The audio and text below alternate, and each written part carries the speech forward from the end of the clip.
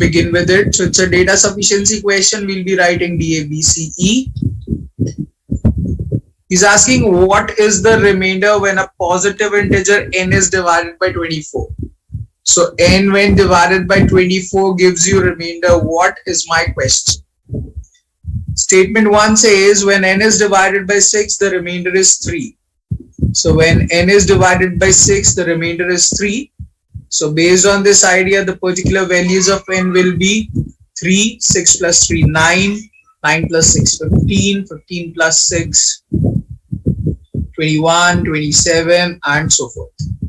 Now the question is, when these values are divided by 24, what will be the remainder? So 3 when divided by 24, remainder will be 3. 9 when divided by 24, remainder will be 9. So every time remainder is changing, so statement 1 is not sufficient, AD will be ruled out. Second statement says when n is divided by 4, the remainder is 1. So first value of n will be 1. Then we just need to keep on adding 4 to it. 4 plus 1 will be 5. 5 plus 4, 9. 9 plus 4, 13. 13 plus 4,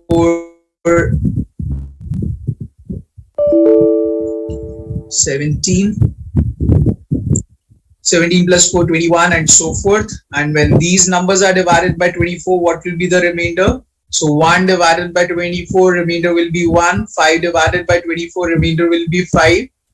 So again, the point is, again, every time the remainder is changing. So second statement also is not sufficient to answer the question asked. So B will be ruled out. Now 1 got failed, 2 got failed. So we need to combine the two statements. Upon combining the two statements, the possible values of n will be, first term will be 9 and second common term is 21 and so forth. And when these numbers are divided by 24, so when 9 is divided by 24, remainder will be 9. And when 21 is divided by 24, remainder will be 21.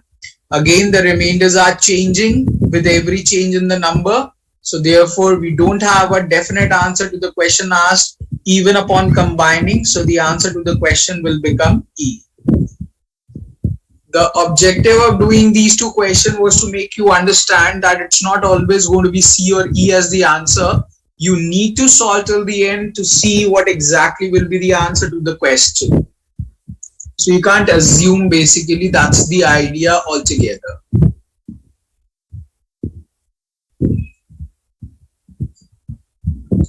So guys, does that make sense to everyone?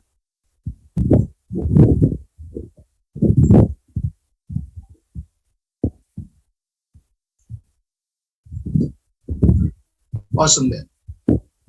Quickly note down the idea and then we'll start with the new concept in numbers itself.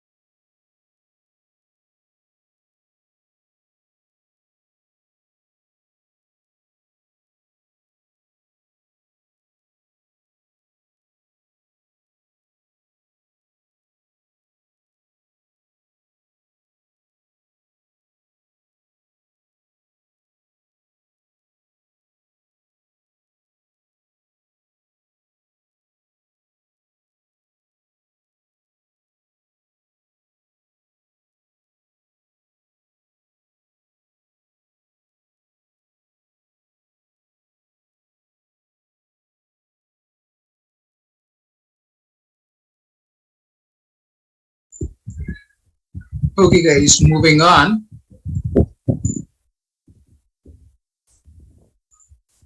So Diksha, we are going to start with the new concept here in the number system itself. So it's not exactly new thing, but obviously it's a new concept, so it will have no relevance or no reference from the previous things.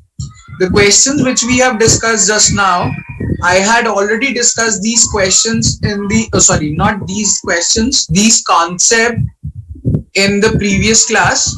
So it was just the continuation, but now I'm going to start with the new thing. So just focus, try to understand. Everyone, eyes on the screen. Understand the concept. The name of the concept, first of all, is concept of cyclicity.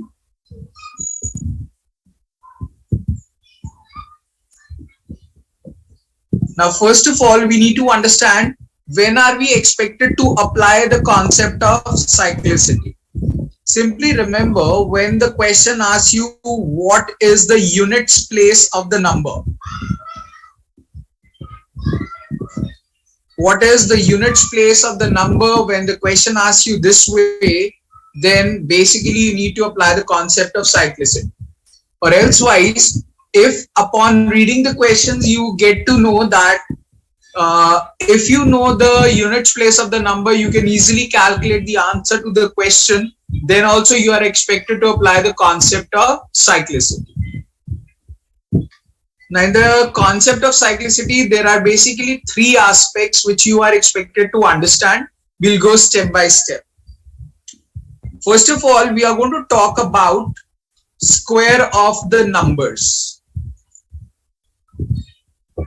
We all know this fact: 0 square is 0, 1 square is 1, 2 square is 4, 3 square is 9, 4 square is 16, 5 square is 25, 6 square is 36, 7 square is 49, 8 square is 64, 9 square is 81, and 10 square is 100.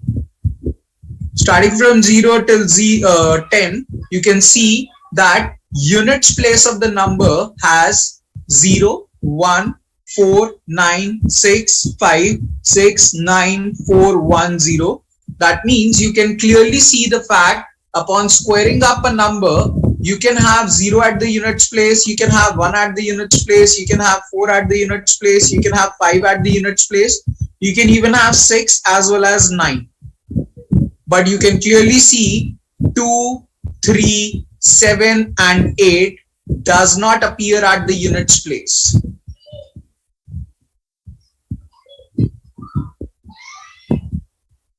So the idea is this much simple, that when you square up integers, it will, or it can end with 0, 1, 4, 5, 6, 9, but it will never end in 2, 3, 7 and 8.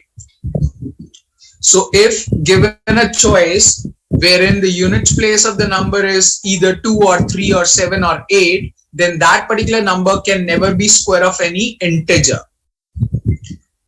In fact, you also need to remember this fact that the units place of the number decides the units place of the answer.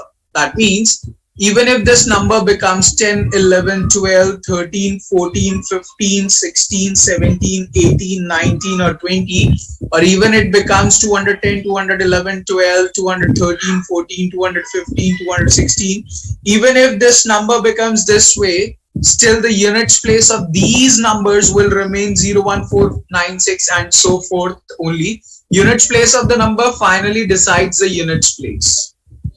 And if you are squaring up the number, it can end with 0, 1, 4, 5, 6 and 9, but it can never end in 2, 3, 7 and 8.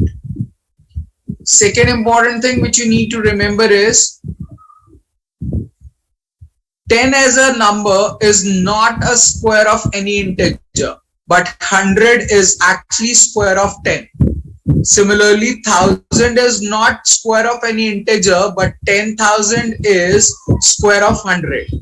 So you can clearly see this fact that if the number ends with odd number of zeros, there is only 1 0 here, there are 3 zeros here, it can never be square of an integer.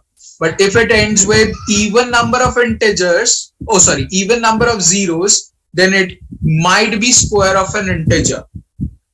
So square of a number can never end with 2, 3, 7 and 8, and if it is ending with 0, then it will always end with even number of zeros. Square of the integers can never end in 2, 3, 7 and 8, but if it is ending with 0, it will end with even number of zeros. Are we all in sync with the statement which I have made?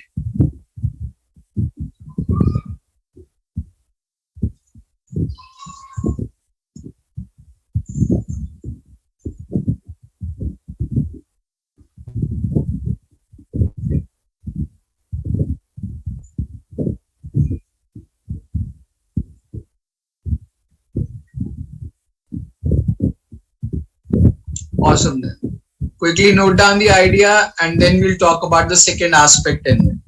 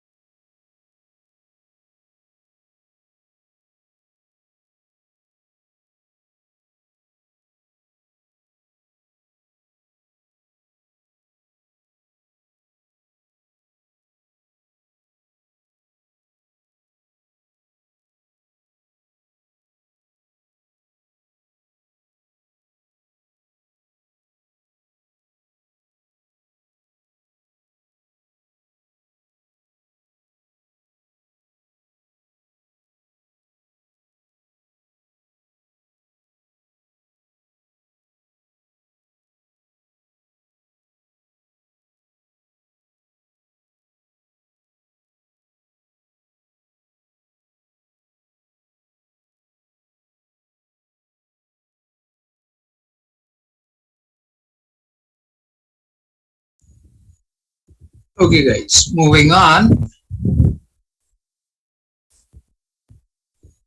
The next aspect we are going to discuss is basically, okay, before that, am I audible to everyone?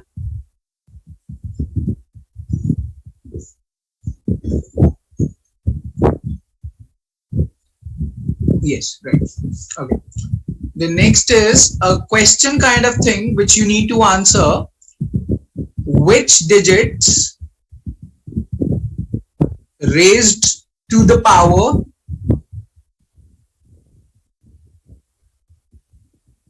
any positive integer ends in themselves?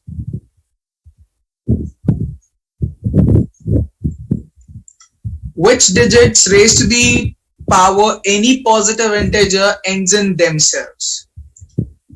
So they basically, there is a digit raised to the power anything will have the same units place as the digits itself. So no matter what the number is, the units place should be same as the number. So which are those digits raised to the power any positive integer will always end in themselves? That means they'll have the same units place as the digit itself.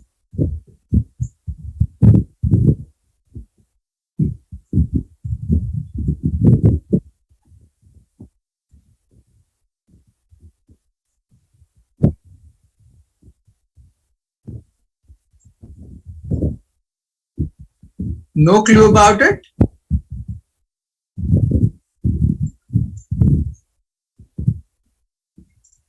Five and 0, 0, 1 and 6, 5. Awesome.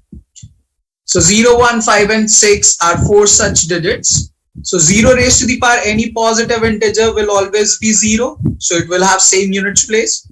Similarly, 1 raised to the power any positive integer will always have 1 as the answer. So same units place. Similarly, 5 raised to the power any positive integer will always have 5 at the units place. So as 6 raised to the power any positive integer will always have 6 at the units place. So 0, 1, 5 and 6 are 4 such numbers wherein when it is raised to the power any positive integer, it will always have 0, 1, 5 and 6 respectively at the units place. As I've already mentioned, that units place of the number decides the units place of the answer. So in fact, these numbers become 10, 11, 15, 16, or it becomes 210, 211, 215, 216. The units place still will remain 0, 1, 5 and 6 only. Doesn't matter what the complete number is. units place of the number decides finally the units place of the answer. And 0, 1, 5 and 6 are 4 such digits. Raised to the power any positive integer will always end in themselves. So guys, am I clear about the concept here?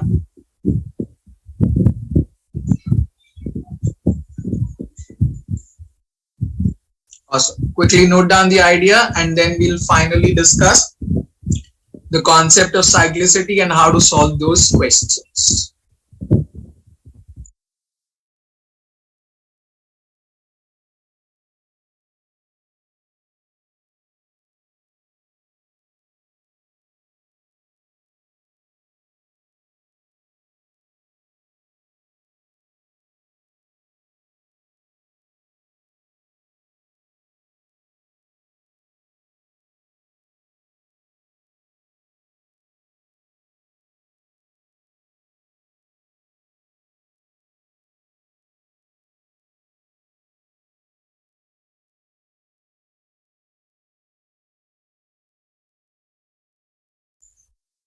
Okay guys, moving on.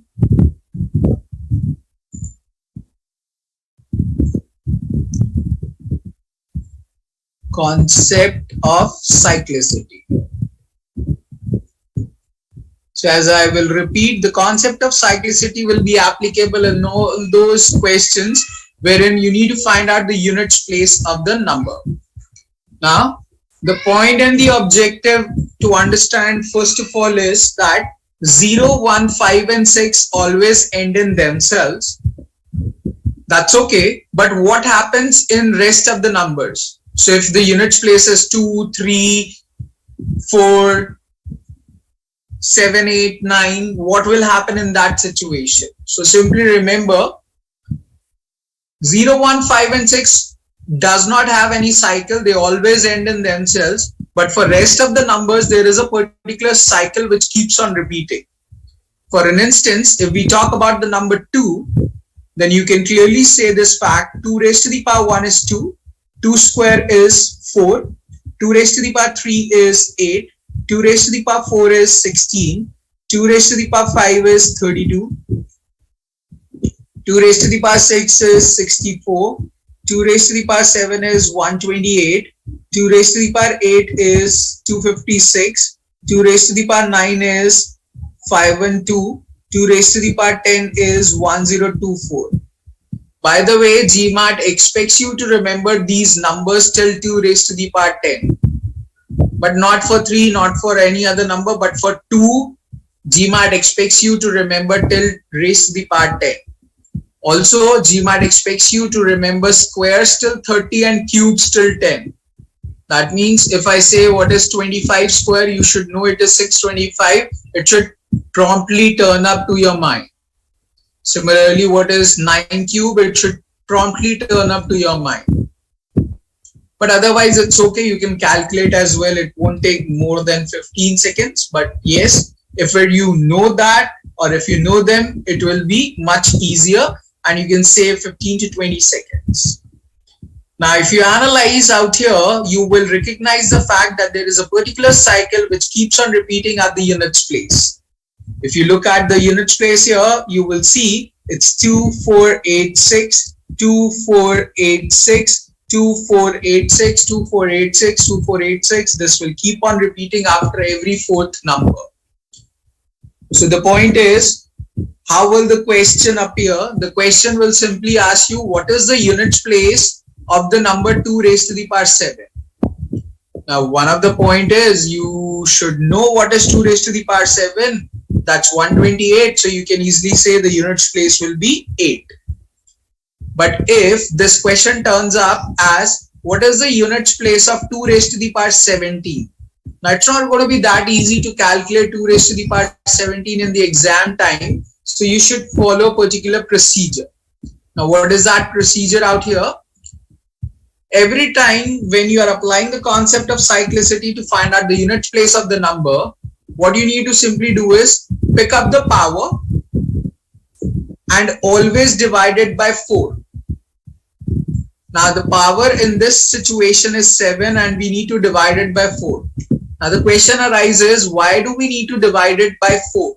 We need to divide it by 4 because the cycle is about 4. And I want to mention here itself that every number except 0, 1, 5 and 6 has a cycle of 4. So it's going to be a standard thing. Pick up the power and always divide it by 4. So it's going to be 4 ones are 4 plus 3 as the remainder. So whatever remainder you get, relate that remainder out here with the power. So this was the third power, remainder was 3, relate that out here, and units place will be the number in front of it, which you can see it's 8. So 2 raised to the power 7 will have the units place as 8.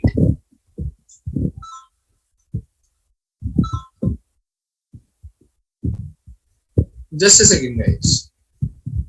Just a second.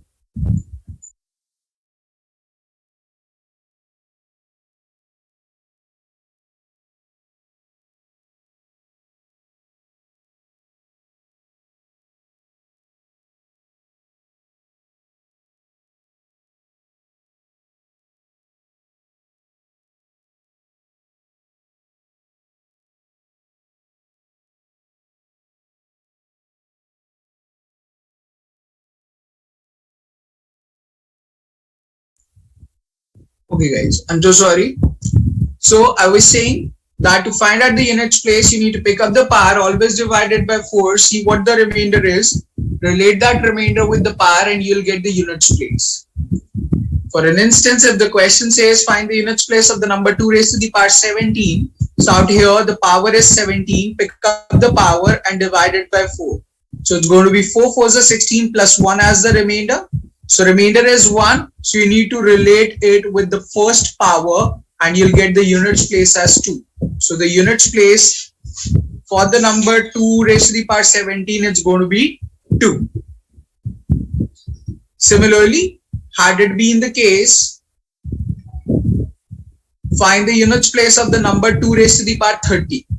So pick up the power, which is 30 divided by 4. So it's going to be 4 7s are 28 plus 2 as the remainder. 2 remainder means you need to relate with the second power and 4 will become the units place in this case. So the idea is this much simple. Pick up the power, always divide it by 4, see what the remainder is, relate that remainder with the power and you'll get your units place in front.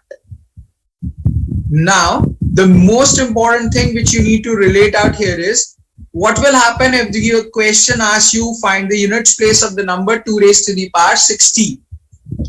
Again, you will do the same thing. Pick up the power 16 and always divide by 4. So it's going to be 4 4s are 16 plus 0 as the remainder. Now here, the remainder is 0, but you cannot see any power as 0. We also know this rule of division that if we are dividing a number by 4, obviously you can never get 4 as the remainder. So that means if the remainder turns out to be 0, it implies cycle is ending.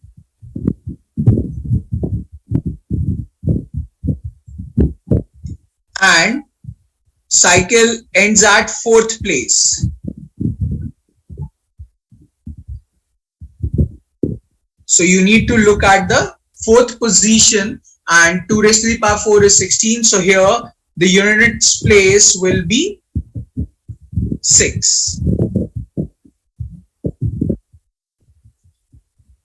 So pick up the power, divide it by 4, see what the remainder is, relate that remainder with the power and you'll get the units place in front. If by chance the remainder turns out to be 0, that means cycle is ending. Cycle ends at 4th place. So you need to look at 4th position. So guys, does this concept make sense to everyone?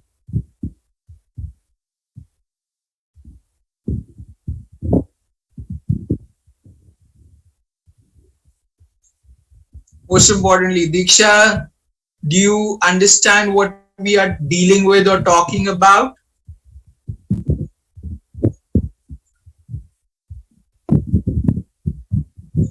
Great. So this is how basically, Diksha, we do the particular concept. So we first of all discuss the basics, then the questions, and certainly it is not over yet. We are also expected to do GMAT level questions as well. So that's yet to come. But this is the concept how this basically goes.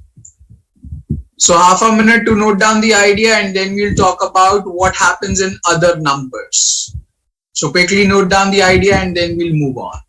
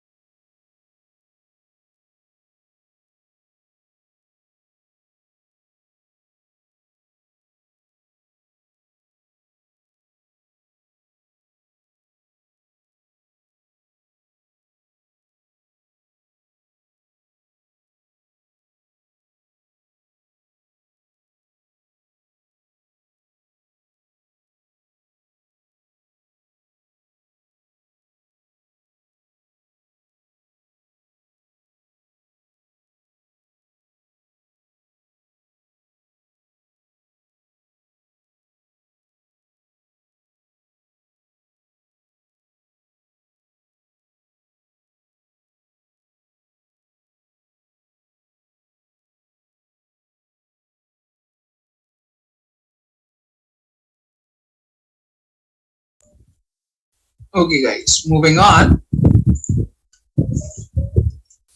So now what if the number turns out to be 3?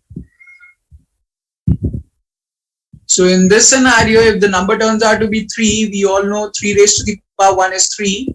3 square is going to be 9. 3 raised to the power 3 is going to be 27.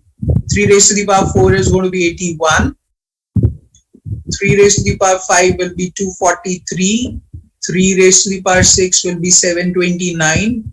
3 raised to the power 7 will have 7 at the units place. 3 raised to the power 8 will have 1 at the units place. So the objective is to understand the same thing, that here also there will be a particular cycle which will keep on repeating, and the cycle for 3 will be 3971, 3971, 3971. The procedure will be same. If we are expected to find out the units place of the number 3 raised to the power 7, so we'll pick up the power, which is 7 divided by 4. So it's going to be 4 ones are 4 plus 3 as the remainder. Relate this remainder with the third power, and 7 will be the units place, which you can see actually it is. Similarly, if it turns out to be 3 raised to the power 11, so pick up the power 11 divided by 4. So it's going to be 4 to the 8 plus 3 as the remainder. So again, it will have the same units place as 7.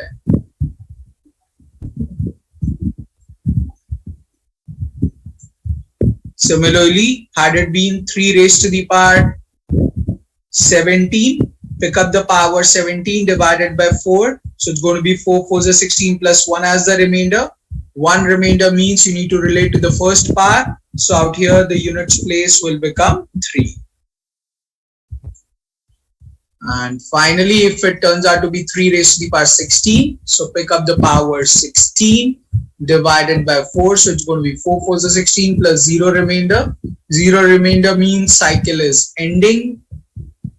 Cycle ends at 4th place. So therefore, units place in this scenario will be 1.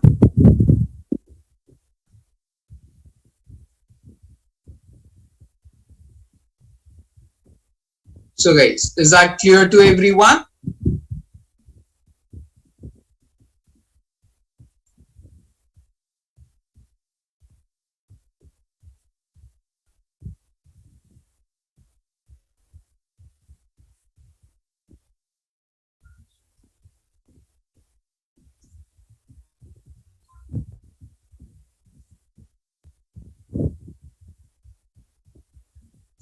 Okay, then quickly note down the idea, and after that we are going to discuss the last aspect in this scenario.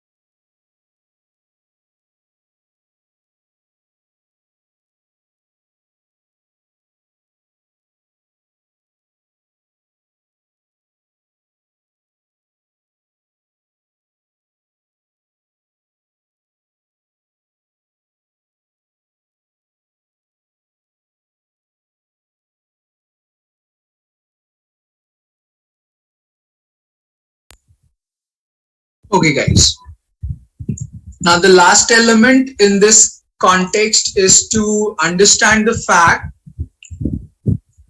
that if you take up the number 9, 9 raised to the power 1 is 9, 9 square is 81, 9 raised to the power 3 will be 729, and 9 raised to the power 4 will have 1 at the units place. Now if you notice, the units place is going with the cycle of 9191. So it's not 4 actually, it's a cycle of 2, 919191. But eventually, what you need to remember is 0, 1, 5 and 6 ends in themselves. And apart from that, every number will have a cycle of 4. That means, even if you are expected to find out what is the units place of 9 raised to the power 7, so you will follow the same procedure. Pick up the power 7 and divide it by 4. So it's going to be 4 ones are 4 plus 3 as the remainder. If the remainder is 3, relate with the third power and 9 will be the units place. Similarly, if it is 9 raised to the power 12, pick up the power 12 and divide it by 4. So it's going to be 4 3s are 12 plus 0 as the remainder. 0 remainder means cycle is ending. So in this case, units place will be 1.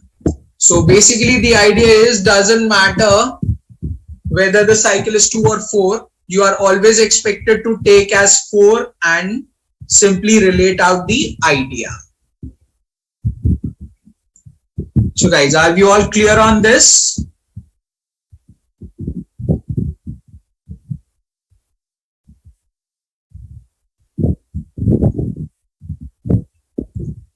Awesome, then quickly note down the idea and then we'll move on.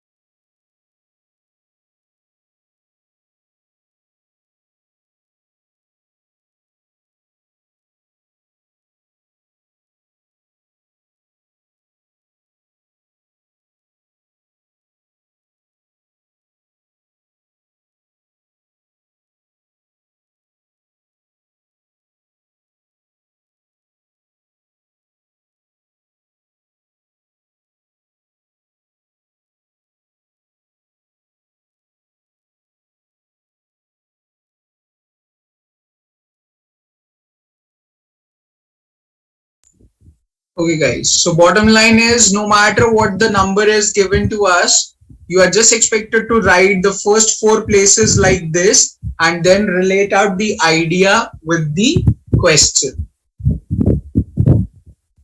First of all, let me show you how exactly the structure looks like.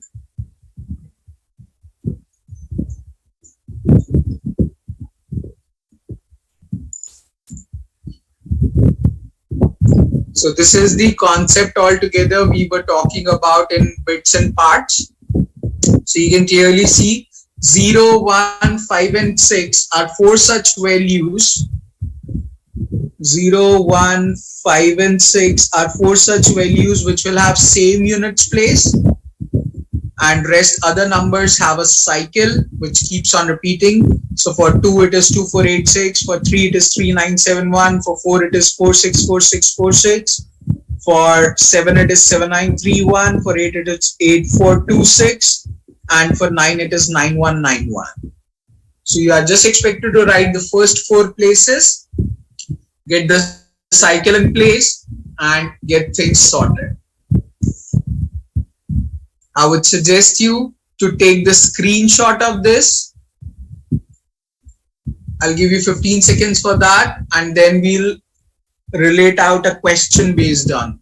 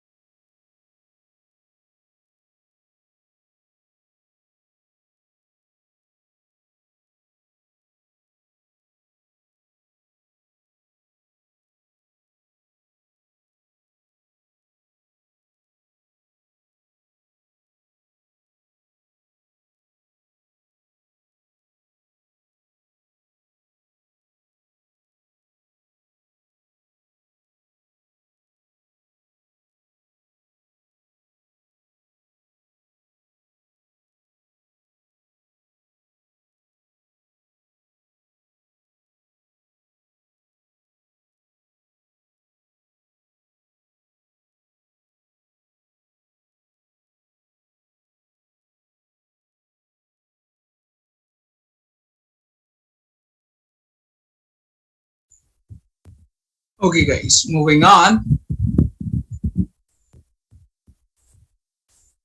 This we have discussed. Okay.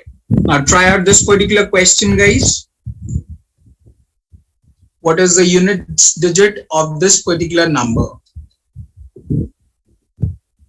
Try it out and then we'll discuss at length.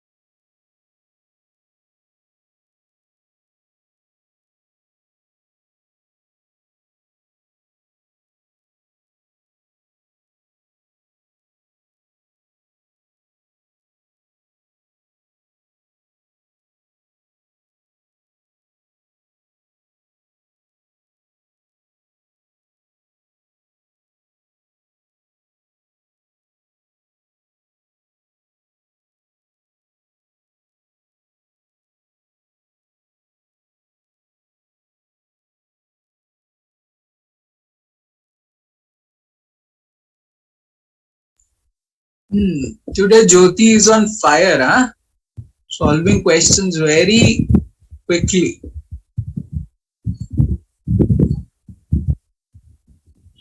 Very nice.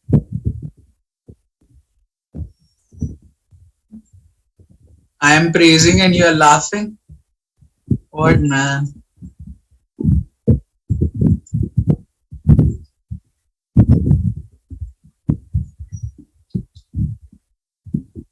Okay, let us begin with it. So he's asking what's the units digit of 23 raised to the power 7 multiplied by 12 raised to the power 8 multiplied by 5 and 7 raised to the power 22. So out here, this 2, this 1, and this 51 is of no use. So it's about 3 raised to the power 7 multiplied by 2 raised to the power 8 multiplied by 7 raised to the power 22. Now, we need to find out what is going to be the units place of 3 raised to the power 7. So first of all, the cycle of 3. 3 raised to the power 1 is 3, 3 square is 9, 3 raised to the power 3 is 27. So 7 at the units place and 3 raised to the power 4 is 81, 1 at the units place. So 3 raised to the power 7 will have 7 at the units place. So I can simply write 7 out here for 3 raised to the power 7 because we just need the units place. So what is going to be the final answer is going to be of no use to us. So 3 raised to the power 7 will have 7 at the units place. 2 raised to the power 8. So we need to write the cycle of 2. 2 raised to the power 1 is 2. 2 square is 4. 8, 6. So out here 2 raised to the power 8 will have the units place as 6. So I'll be writing 6 out here. 7 raised to the power 22. So pick up the power 22 divided by 4. So it's going to be 4 5s are 20 plus 2 as the remainder. 2 remainder means it's going to be 7 square, which is 49. So 9 will be at the units place. Now I simply need to multiply these three numbers and see what will be the units place. So 7 multiplied by 6 will be 42. So 2 will be at the units place multiplied by 9. 9 multiplied by 2 will have 8 at the units place. So that's going to be option C as the correct answer. So basically your focus should be only on the units place of the number. What exactly will be the total number? It's going to be of no use to us because he is simply asking what will be the units digit of this particular number. So this is how you are basically expected to use the concept of cyclicity to solve out the question. So guys, does that make sense to everyone?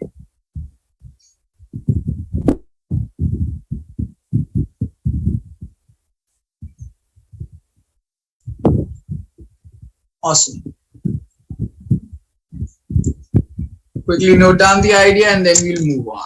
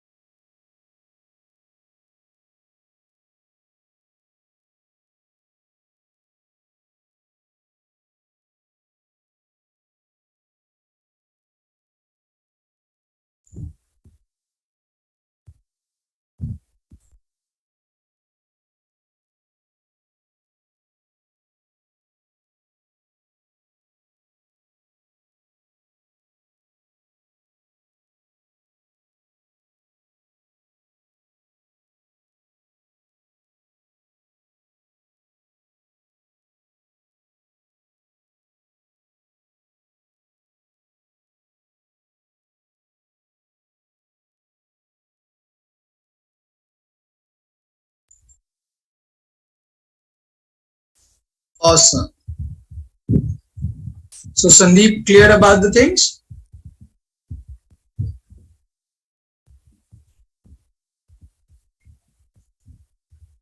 Great. Now, moving on, it has nothing to do with this particular question, by the way. I'm just discussing a particular fact. Not fact, it's a concept, you can take it as. I'm just going to use the empty space on the screen. Question is this much simple. You can even open your mic and speak. That would be faster because I'm going to cross question again and again. If 2 as a number is divided by 10, what will be the remainder?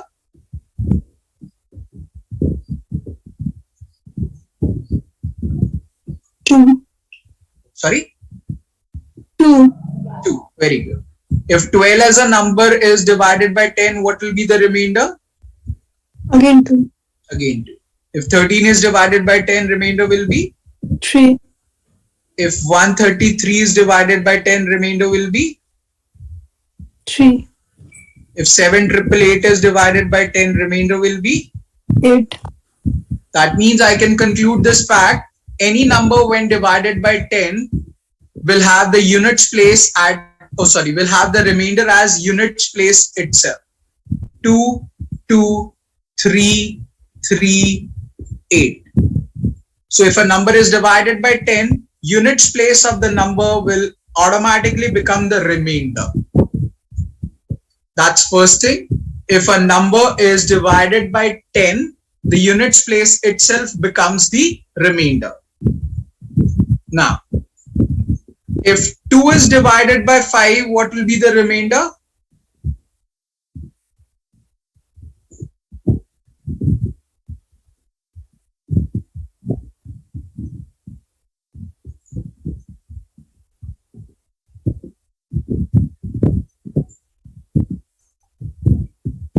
Good morning, guys. 2. Very nice. 2. If 8 is divided by 5, what is the remainder? 3. 3. That means now we have a particular situation to understand. That is, if this units place is smaller than 5, then it will be as it is as the remainder. And if this units place is greater than 5, then the difference of these two numbers will become my remainder. So the point is, even if the number becomes 7888 and I'm dividing it by 5, so the units place is 8. So the difference of 8 and 5 will become my remainder. That means conceptually what I'm talking about in this scenario is that if you are dividing a number by 10 or by 5, you are and finding out the remainder. So basically you are focused on the units place of the number. That means in this scenario, if you know the units place of the number, you can easily calculate what will be the final remainder of the number. So you don't need the complete number in place, you just need the units place to finally answer the question. Does the concept make sense to everyone?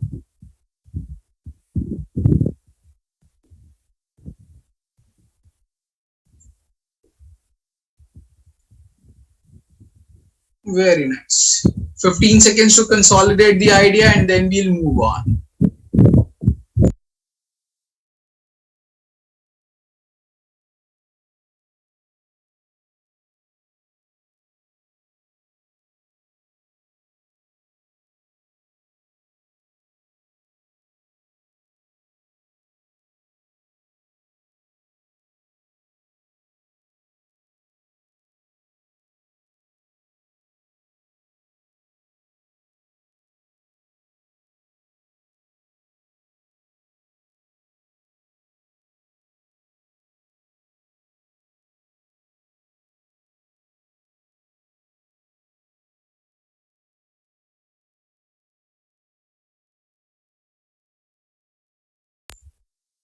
Okay guys, moving on.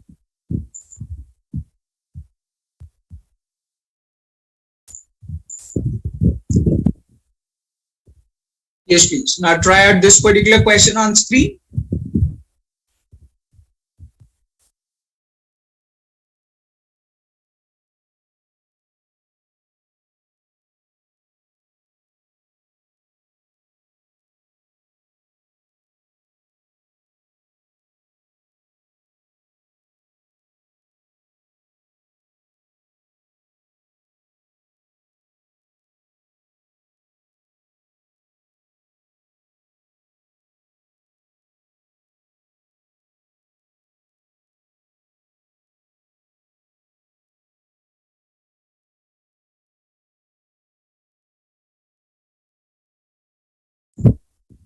Awesome, guys. Very nice.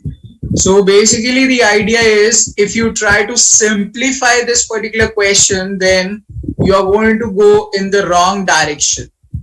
GMAT, as I have mentioned numerous times, GMAT has nothing to do with calculation part of the question. So if you calculate what is 16 square, 15 square, what is 16 cube, 15 cube, then you are going in the wrong direction of the question.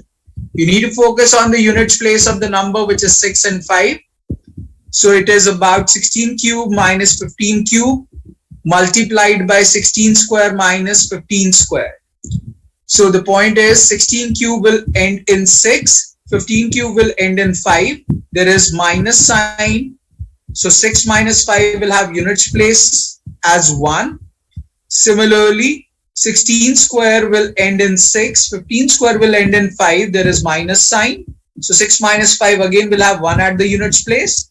And there is multiplication sign in between. So when this one gets multiplied with this one, 1 into 1 will finally give you 1 at the units place. So you just need to see which option choice has 1 at the units place will be your correct answer. That's option B. So GMAT does not focus on calculation, so don't do it. What if? Sushmita, then this question cannot come in GMAT. They are very specific about it. Either this way or no way. That's the point.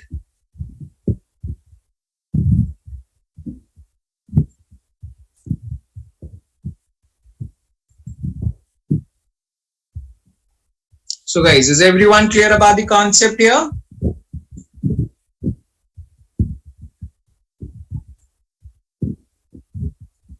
Awesome.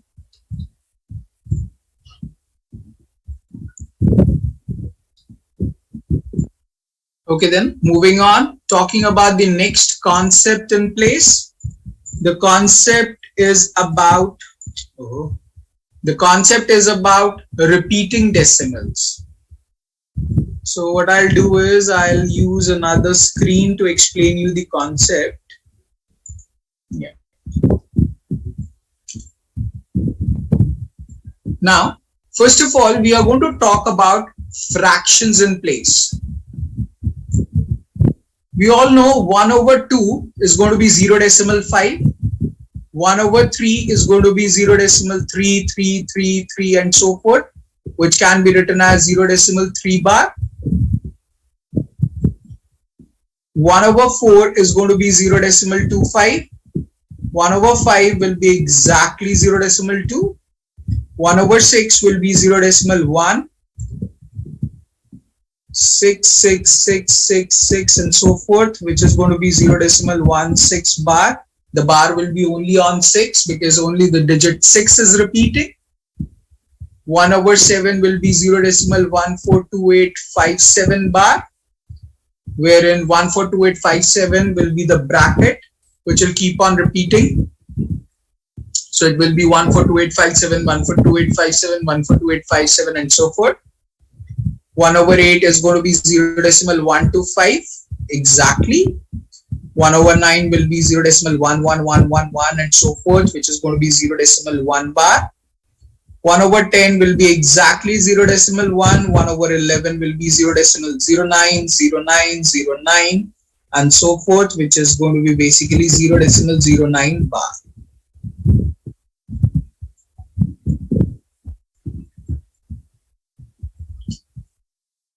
Now,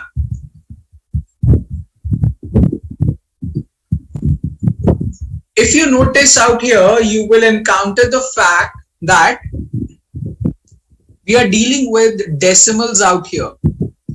Second important fact which you can notice out here is the numerator has been kept as 1, which is same for every number. Further, if you notice, the first denominator was 2, then 3, then 4, then 5, then 6, 7, 8, 9, 10, 11. So denominator is increasing, keeping the numerator constant. So this is the property of a fraction, that if you keep the numerator same and you keep on changing the denominator, that means keep on increasing the denominator, the value of the fraction keeps on decreasing. Further, if you notice, in 1 over 2, nothing is repeating, so there is a repeating block of 0 digits. In 1 over 3, only 3 is repeating, so there is a repeating block of 1 digit. In 1 over 4, nothing is repeating, so 0 digits. In 1 over 5, nothing is repeating, 0 digits. In 1 over 6, only 1 digit is repeating. In 1 over 7, 6 digits are repeating. In 1 over 8, nothing is repeating. In 1 over 9, 1 digit is repeating. In 1 over 10, nothing is repeating. In 1 over 11, 2 digits are repeating. You are expected to remember this particular chart as it is, or elsewise you can just simply calculate the idea and get the relation that if a number is basically divided by these denominators, then there will be a particular same kind of pattern which you will see. The pattern is not that much important. The important is how many digits will repeat in that scenario. So herein for 3, no matter now, whatever you divide a number by 3, it will always produce 1 digit constantly, which keeps on repeating until and unless the numerator is exactly divisible by 3. That means if by chance numerator turns out to be a multiple of 3, obviously it will be exactly divisible. That's a second story. But otherwise, even if this number becomes, let's say, 2 over 3. So we all know this fact, 2 over 3 can be written as 2 multiplied by 1 over 3.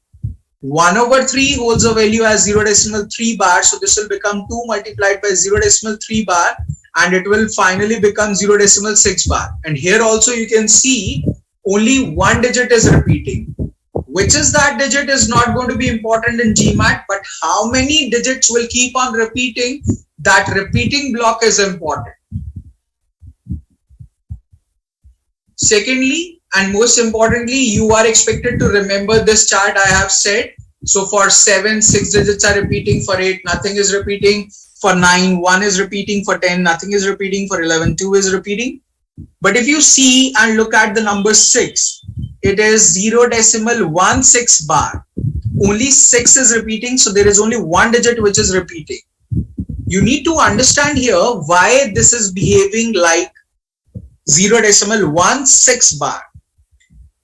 You can clearly see that the number 6 is made up of 2 numbers, 2 multiplied by 3. If you further notice, the number 2 has a repeating block of 0 digit, and the number 3 has a repeating block of 1 digit. Out of 0 and 1, 1 is a greater number. So 1 is the repeating block of 6. That's how you get 1 as the repeating block. That means what I'm trying to say is, whatever the big number is given to you in the denominator now, you are expected to convert in this form in these kind of numbers and then solve it out. So the point and the objective is, if had it been the number as 13 over 44, so I'll see the denominator is 44, which is made up of 4 and 11. So I'll see 4 has a repeating block of 0 digits, 11 has a repeating block of 2 digits. Out of 0 and 2, 2 is a greater number. So 44 eventually will have a repeating block of 2 digits. You can even use a calculator to see and analyze. It will definitely have a repeating block of 2 digits. Point and the objective is this much simple. Which digits are repeating is not going to be of any use. How many or what is the repeating block is going to be the important concern. Am I clear about the concept here?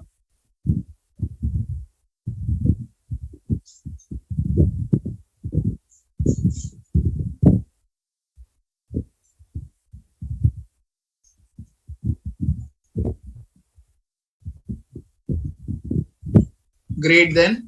Half a minute to note down the idea and then we'll talk about how the question is asked on this pattern.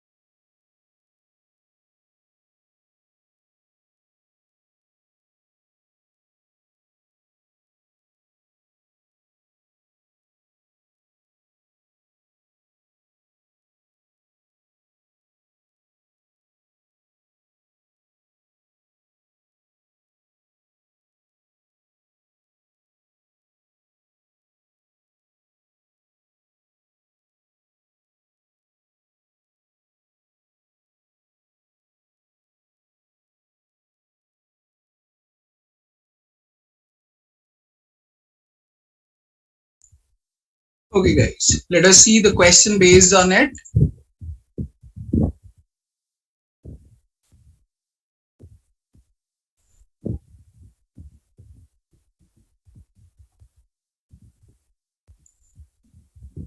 Yes please. Try out this question guys.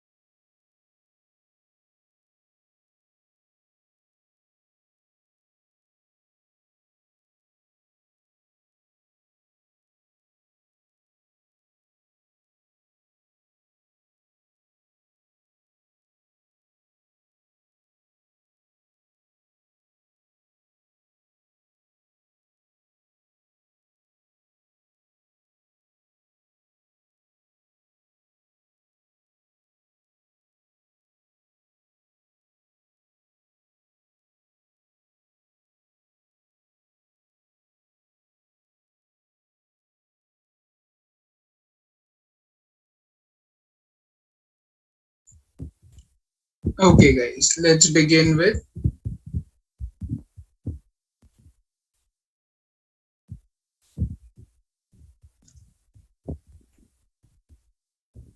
So he's asking which of the following fractions when expressed as repeating decimals would have the longest sequence of different digits. Option A says 17 by 44.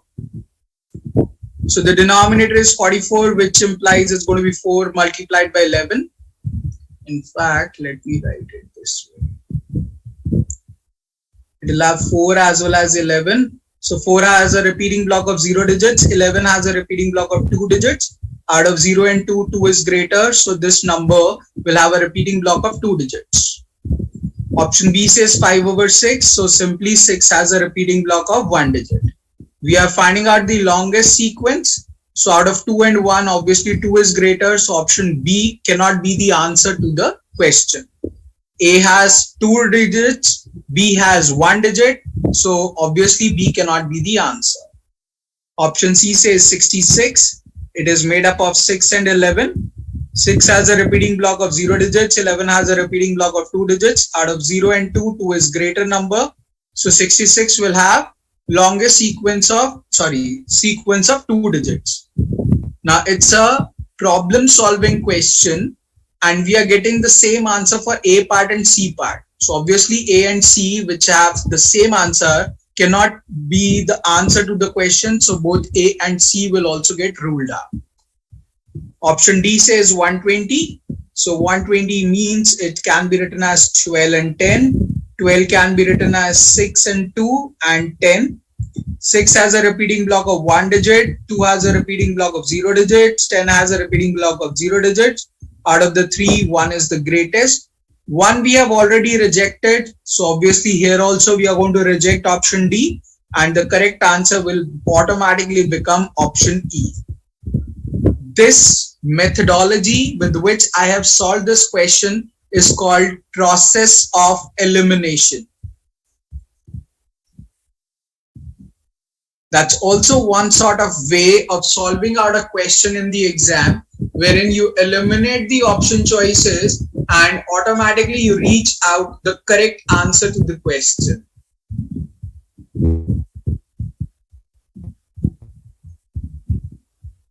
So guys, does the question, yeah. In option C, in 6 you put the 0 as a repeating. Oh, sorry, that's my mistake. For 6 it's 1, for 11 it's 2. So out of 1 and 2, 2 is greater.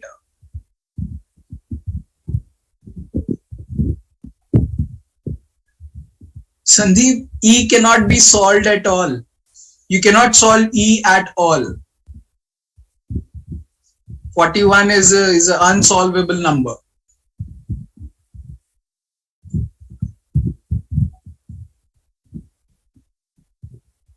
Basically, my point is this question can be solved only by the process of elimination. There is no other method to solve this question at all.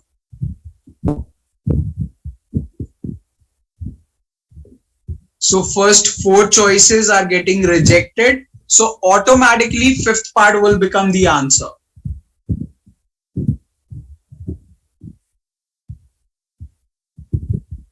So if it is given another question in the first place, you can leave it and move to the other choices. We are anyway relating out the choices here.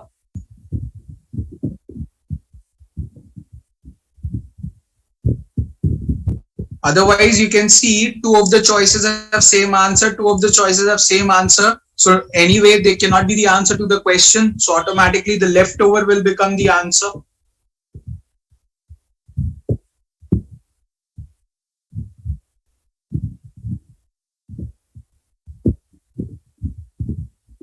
In a way, we are analyzing all the 5 choices.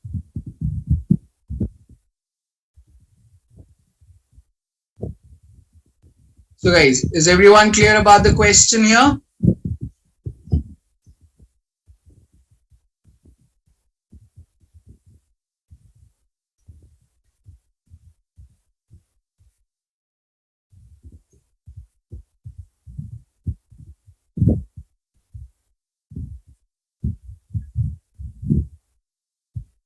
Perfect. Time for the break, guys. We'll have a break for about 15 minutes here and then we'll resume the class within exactly 15 minutes. Enjoy your break. See you guys in 15 minutes from now.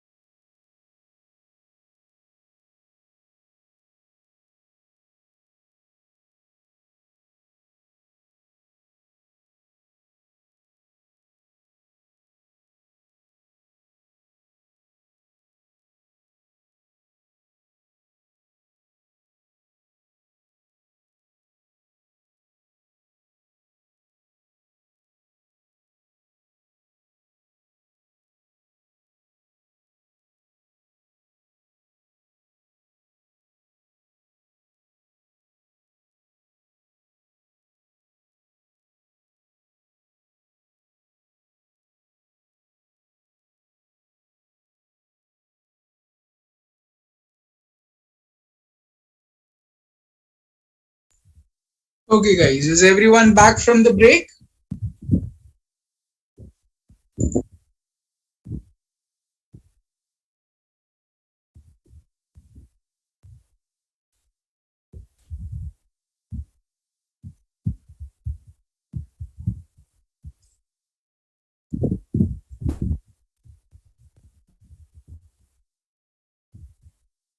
Okay.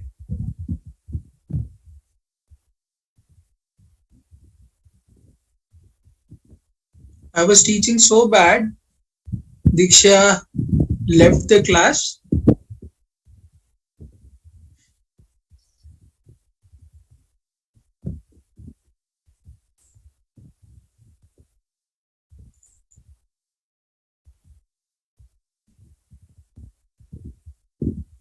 Hmm.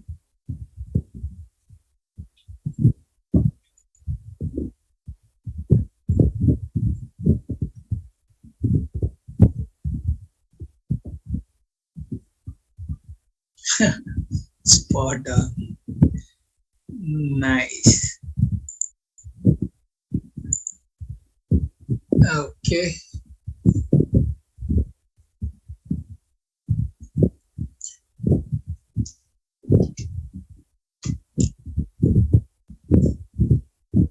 Thank you. Spot on.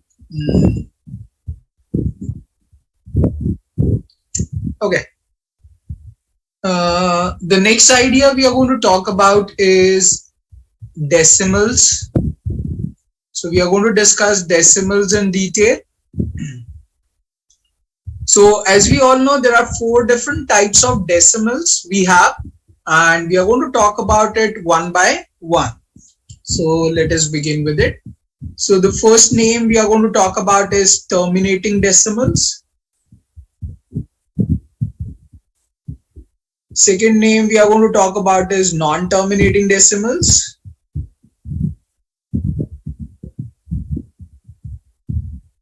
Third name we are going to talk about is repeating decimals.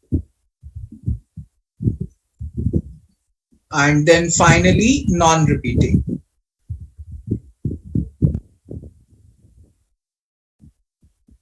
This repeating and non-repeating decimals can also be named as recurring decimals. So it doesn't really matter in the exam.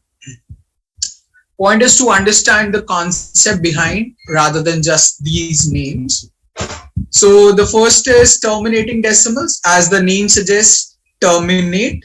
So you must have watched the movie Terminator. So in that movie as well, at the end of the movie, the Terminator ends. That gets terminated. That means that comes to an end. So terminating decimal is also a decimal expression which comes to an end. For an example, the number 5.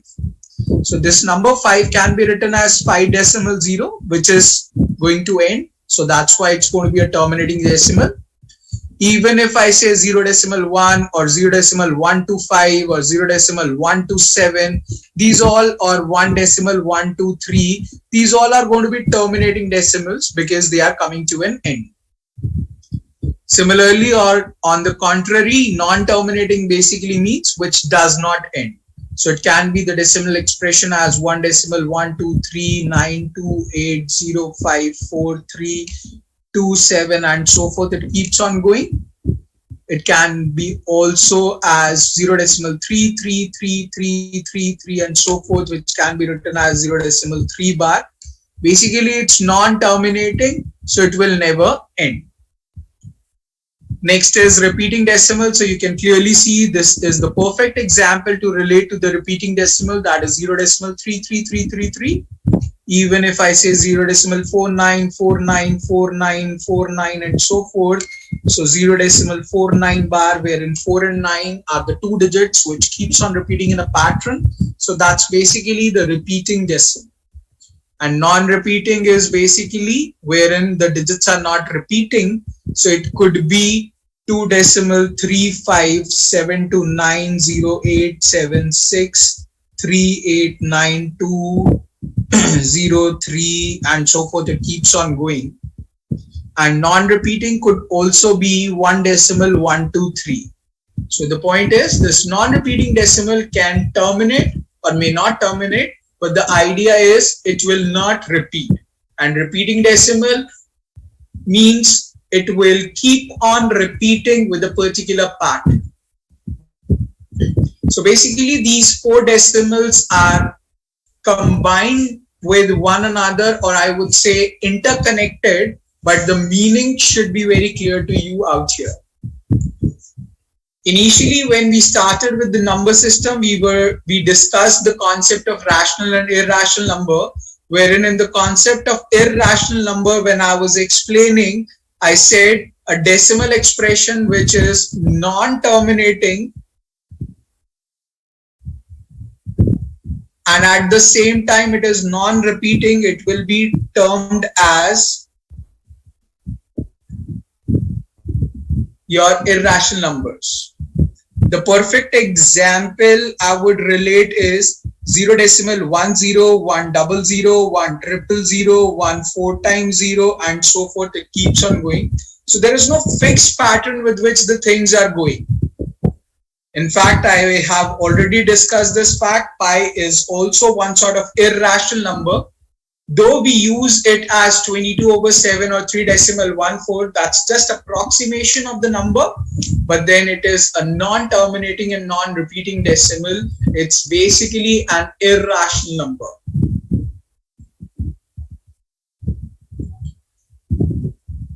So guys, am I clear about the concepts written on screen?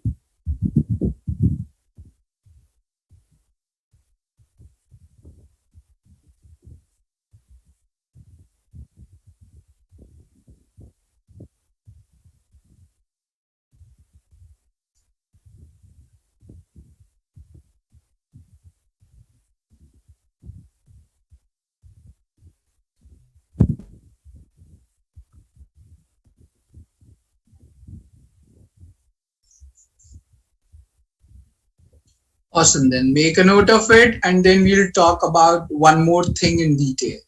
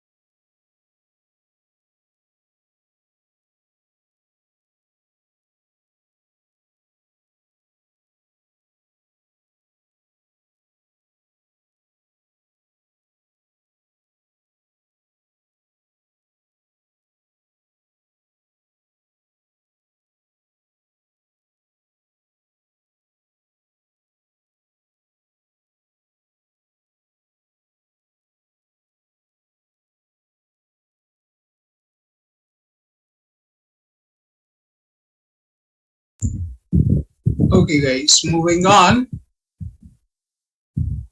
Just a second, who else left the class?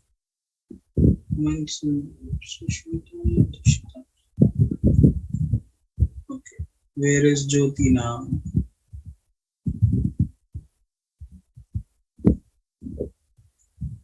Just a second.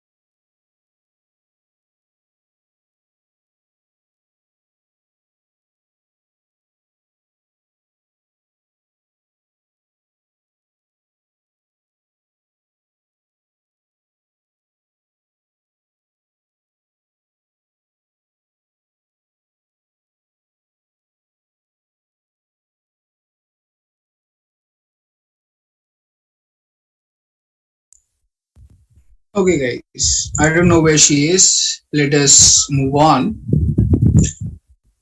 So the next thing which we are going to discuss is about terminating decimals. Now the point is, what we are going to discuss is that why do terminating decimals terminate actually?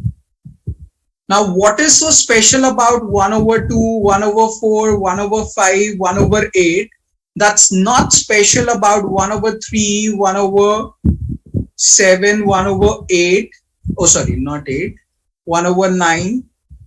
What's so special about these fractions that is not special about these fractions, which make 1 over 2, 1 over 4, 1 over 5, 1 over 8 as terminating decimal? Because we know this is 0.5, this is 0.25, this is 0.2, this is 0.125. What's so special about these fractions that is not special out here? If you guys can recognize.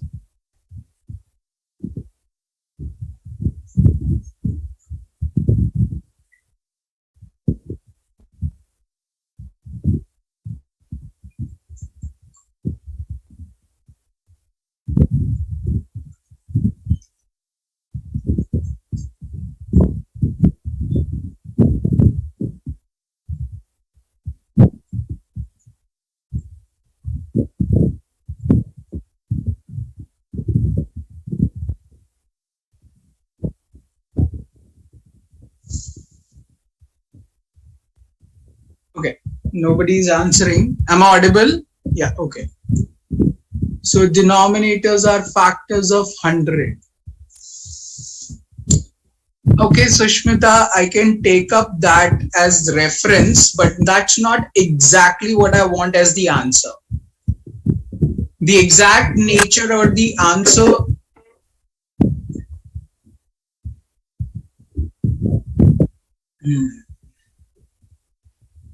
So the exact nature or the answer out here will be terminating decimals are going to terminate only because they have or they are in the form of 2 or 5 in the denominator. That means it's a combination of 2 and 5, and the combination of 2 and 5 actually makes out 10. So any positive integer when is divided by either 2 raised to the power n or 5 raised to the power m or a combination of 2 raised to the power n, 5 raised to the power m is always going to be termed as a terminating decimal. So that is what I was asking initially. What's so special about these fractions that is not special out here? So what's so special about these fractions is they are of the form 2's and 5's in the denominator, which is not here present. So any positive integer when it is divided by either 2's or 5's or a combination of 2 and 5 will always be a terminating decimal, and if it has any other prime factor than 2 and 5, then it will never ever terminate. So for a decimal expression to terminate, my numerator should be a positive integer and denominator should only have 2's and 5's in the denominator. So if there are only 2's and 5's in the denominator, then only the fraction will termed as terminating decimal. Am I clear about the meaning of terminating decimal to everyone?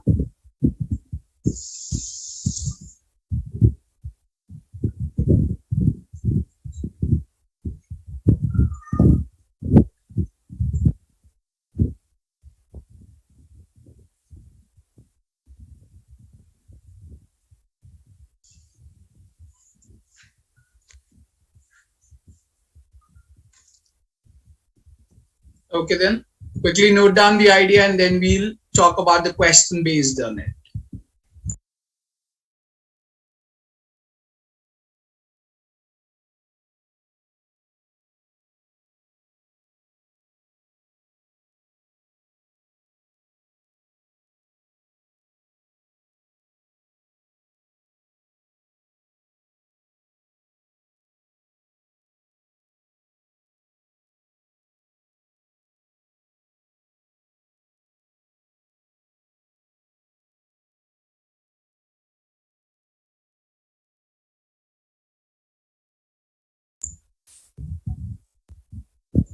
Okay, so I am simply saying what are terminating decimal. Terminating decimal are those decimal which terminates. Why do they terminate? They simply terminate because they have either 2's or 5's in the denominator. So if you have 2's and 5's in the denominator, that makes out basically 10. And if you have zeros in the denominator, it can easily be converted into decimals, that too terminating decimal. So any positive integer having denominator, any positive integer when divided by either 2 raised to the power n or 5 raised to the power n, or a combination of 2 raised to the power n and 5 raised to the power n, will always be a terminating decimal.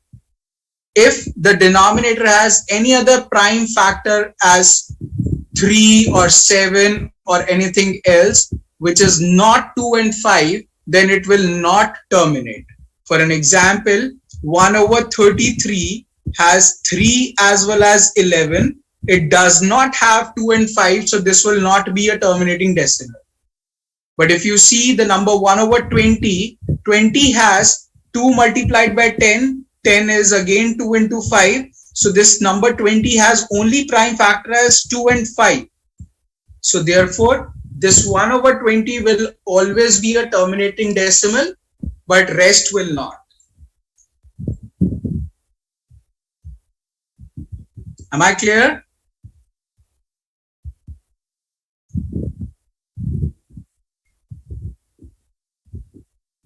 Awesome. Quickly note down the idea and then we'll discuss the question based on. But that's okay. 15 seconds to note down and then we'll move on.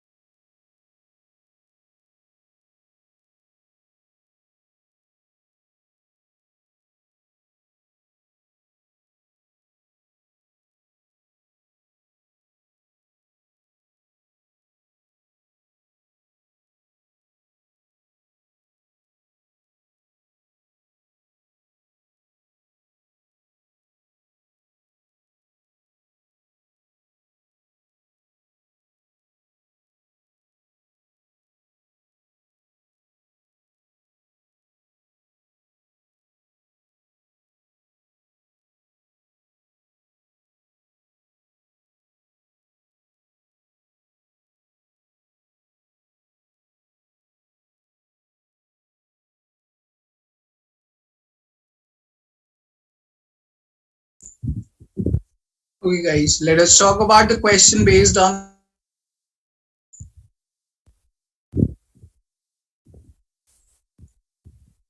Yes, please try out this question, guys.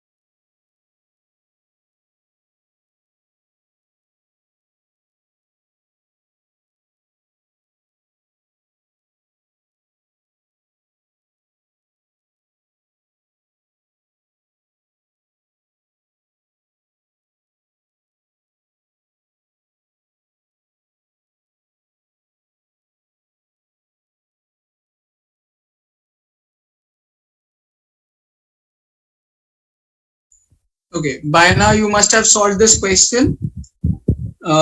In continuation to it, try out this question as well.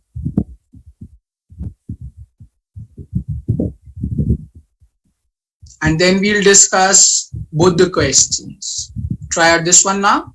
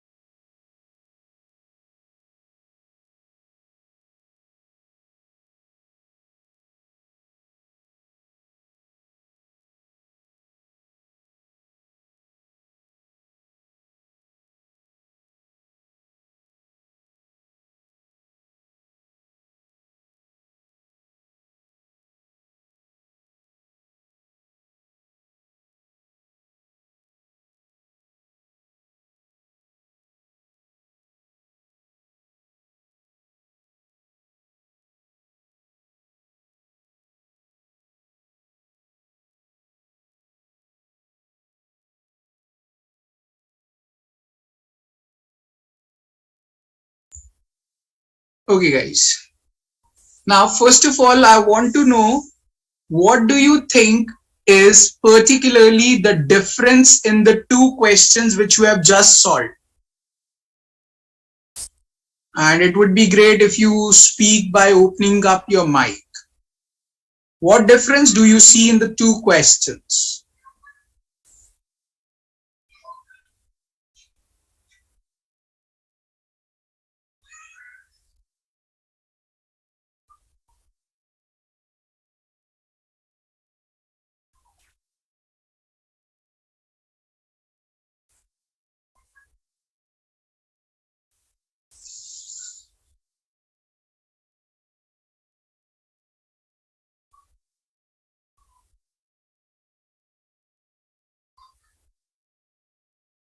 No one has seen any difference in the two questions?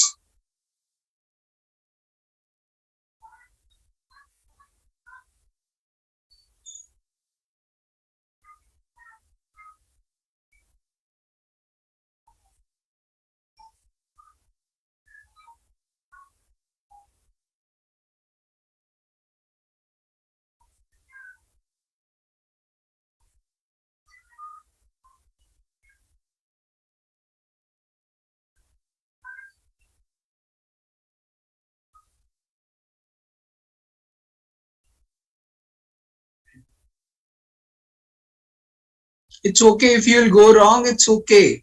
You can speak anything, everything.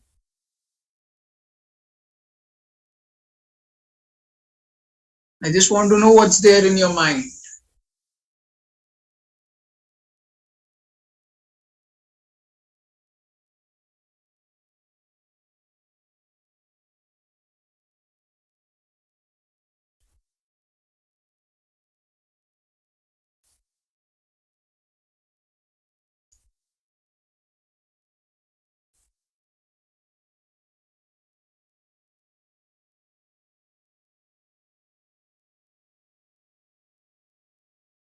Okay, nobody wants to speak, then helpless.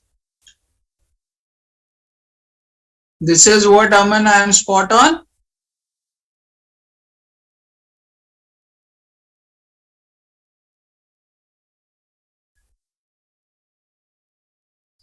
(22) denominator did not made up 2 and 5, and 23 have. Okay. Okay. Now let us analyze in the correct way as expected in GMAT.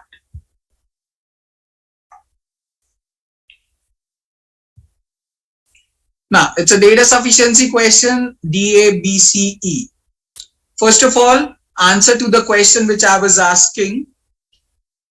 The very first difference is, in this particular question, they have first explained you the meaning of the word terminating decimal, which is missing in the next question.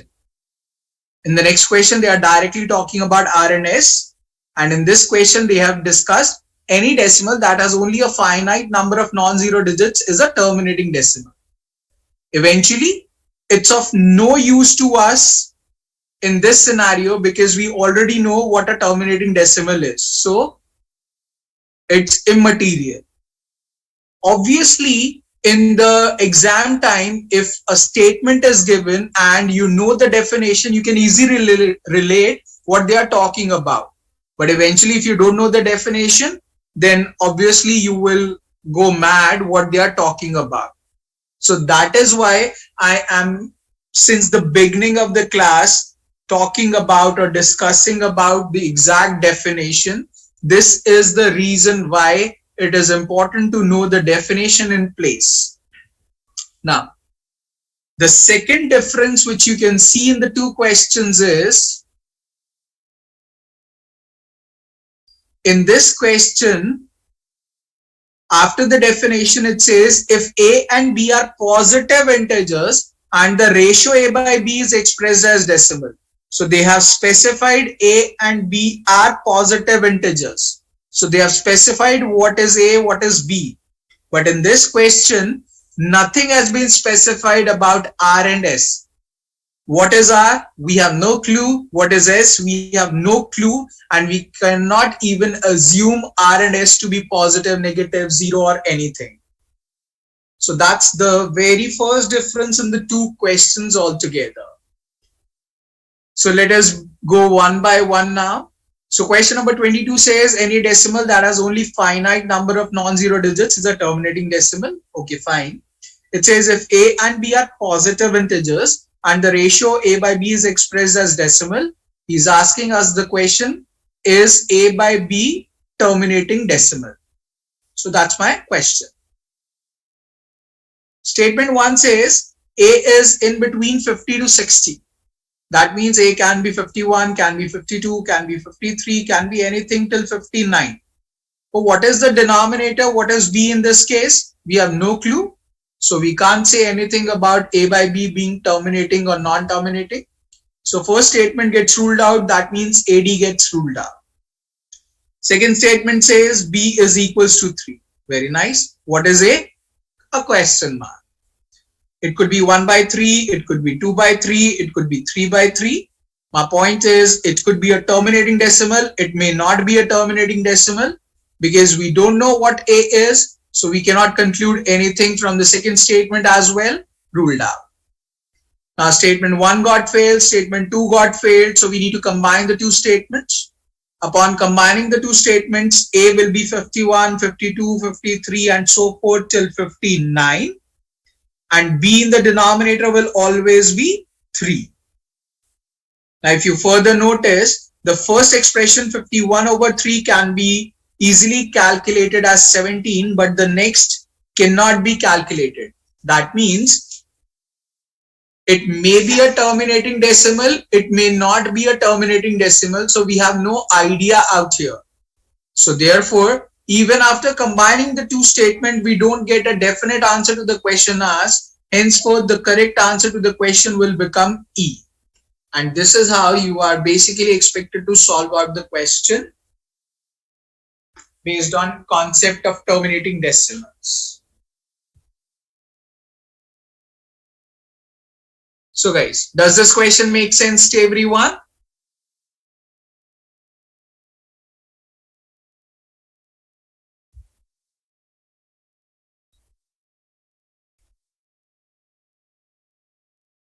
Awesome then. 30 seconds to note down the idea and then we'll move to the next question.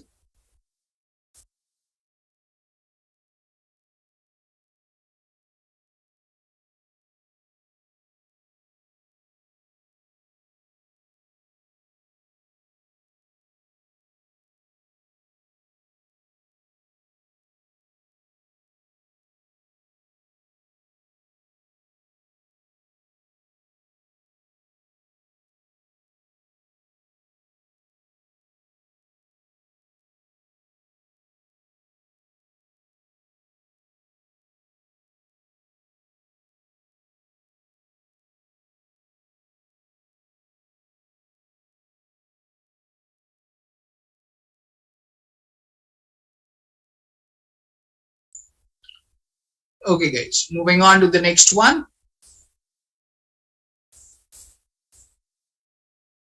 Now it says the ratio R by S is expressed as decimal. The question is asking, is R by S a terminating decimal? Is R by S a terminating decimal? That's the question asked. But we have no clue out here what is R, what is S in the question. It's a data sufficiency question, so we'll be writing DABCE. Statement 1 says S is equals to 2 raised to the power 3. Very nice. That means it's going to be R over 2 raised to the power 3. The denominator is of the form 2 raised to the power 3, but what is the numerator? We have no clue about what is R. The point is, R could be a positive number, R could be a negative number, R could be a non-terminating decimal as well, R could be anything. So until and unless we get to know R, we cannot conclude anything, because by definition, any positive integer when divided by 2 raised to the power n or 5 raised to the power m or a combination of this number is going to be a terminating decimal. That means by definition, my numerator should be fixed as a positive integer. And in the first statement, we have no clue what is R, so we cannot conclude it to be anything. So statement 1 is not sufficient to answer the question asked. On a very simple note, if by chance R turns out to be 0.1111111 and so forth, divided by 2 raised to the power 3 can never be a terminating decimal. So the numerator has to be fixed as a positive integer. Until and unless it is not the case, we cannot conclude anything. Our second statement says R is a positive integer. Very nice. But now what is S is a question mark. So again, we don't know the denominator. So second statement is also not sufficient. So will be ruled out. So B will be out. Now first statement got failed. Second statement got failed. So we need to combine the two statements. Upon combining the two statements, what we get to know is R over S is going to be equals to some positive integer divided by 2 raised to the power 3, which is always going to be a terminating decimal. So upon combining the two statements, we get a definite answer to the question asked. So therefore, the correct answer to this question will be option C. So bottom line is, you cannot assume things on your own. You need to go by the flow of the question, what exactly is given or not, and then solve out the rest. So guys, am I clear about this particular question?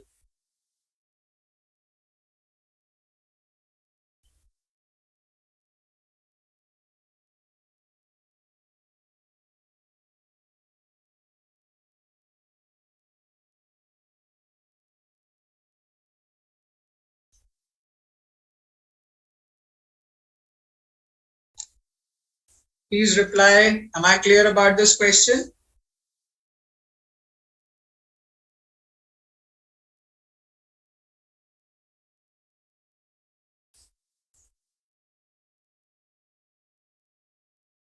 Great. 15 seconds to note down and then we'll move on.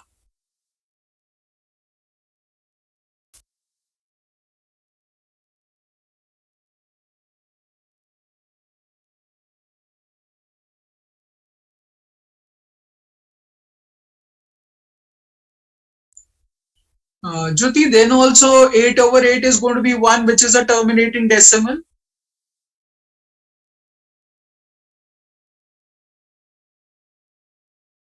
One as a number is 1.0, which is a terminating decimal. Yeah.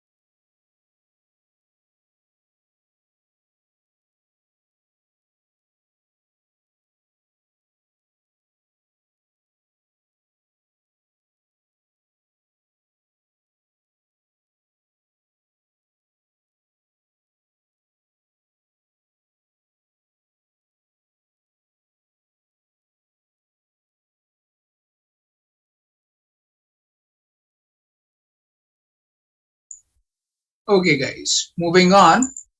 So in the chapter of numbers, we are over with the big concepts. Now we are going to talk about certain miscellaneous concepts. That means certain small things here and there, bits and parts.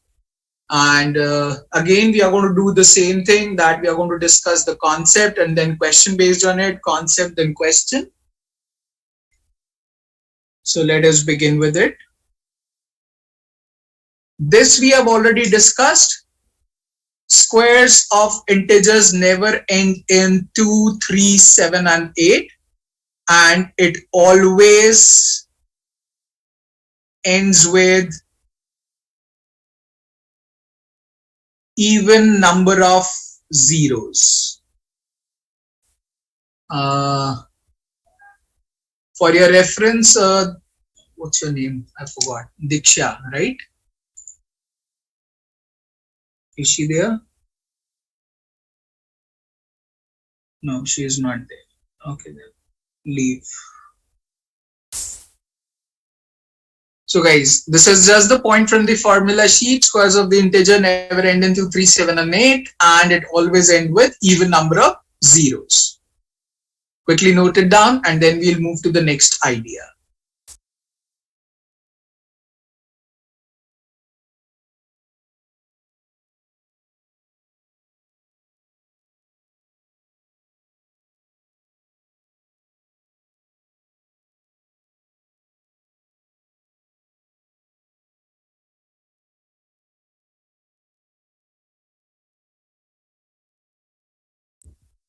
Okay, moving on.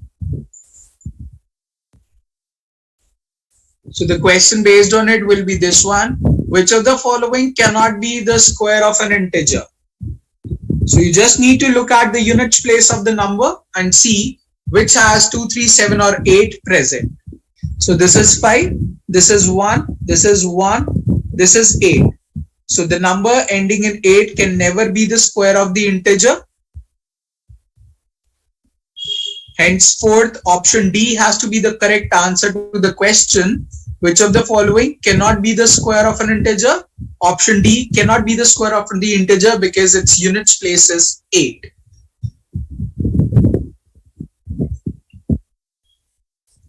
Perfect. Moving on to the next idea. The next idea we are going to talk about is divisibility test. So I'm not just going to talk about only these numbers written on screen. I'm going to talk about all the numbers. So first of all, the divisibility test for 2. Simply, if the units place of the number is even, then the number is exactly divisible by 2.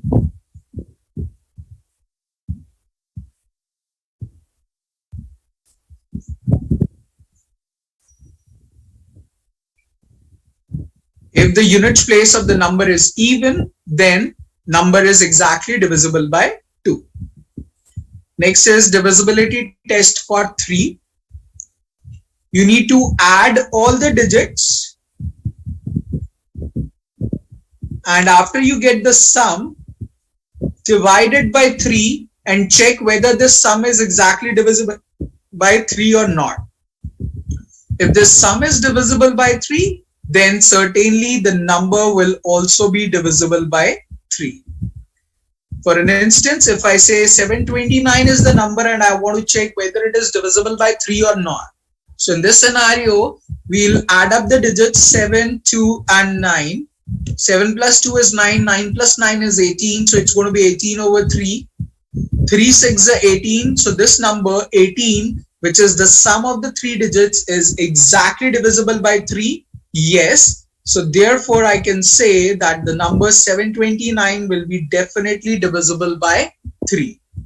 Simply add up the digits, take the sum, divide that sum with 3. If that sum is exactly divisible by 3, then the number is divisible by 3. For the number 4, check last 2 digits of the numbers. If the last 2 digits of the number is divisible by 4, then the complete number is divisible by 4. For an instance, if I say 7888 is the number and I want to check whether it is divisible by 4 or not, so I'll just pick up the last two digits, which is 88, and I'll divide simply it by 4.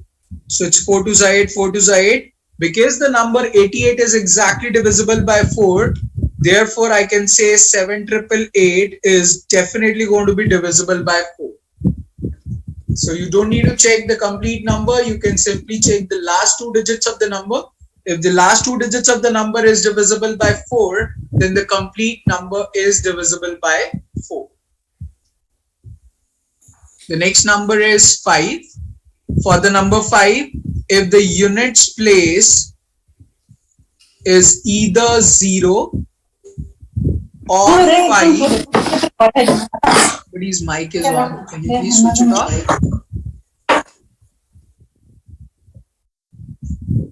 Thank you.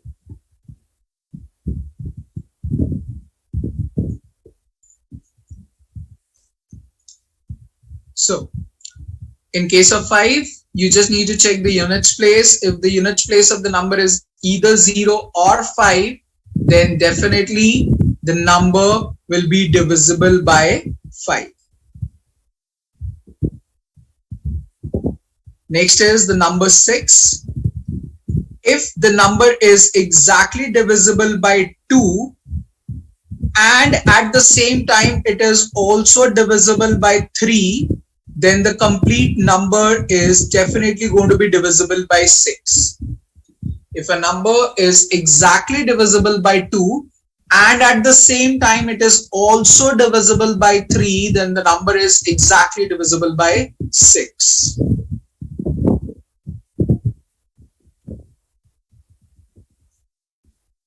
So I'm over with the space on the screen to write, so you guys can simply note it down, and then after noting it down, simply write done in the chat box, and then I'll discuss the rest of the numbers. Quickly note it down and write done in the chat box.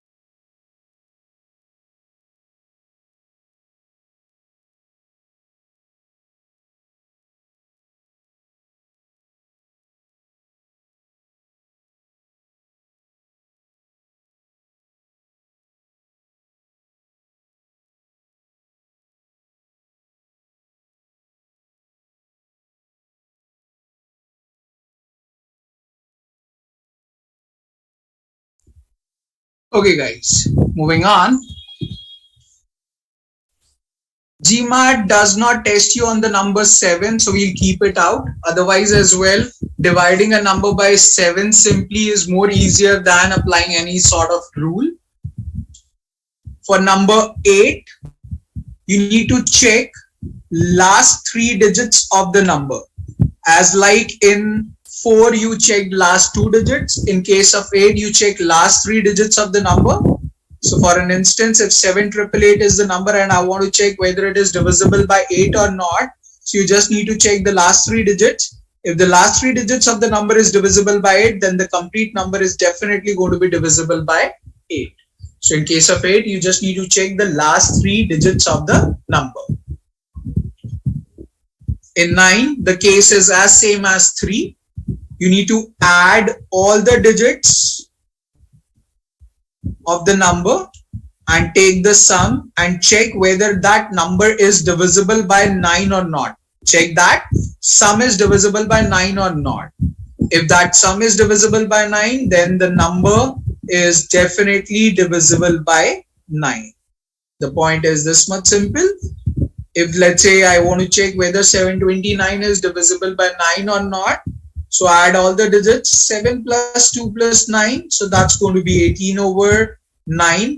9 to the 18, it is exactly divisible, so 729 is also going to be definitely divisible by 9.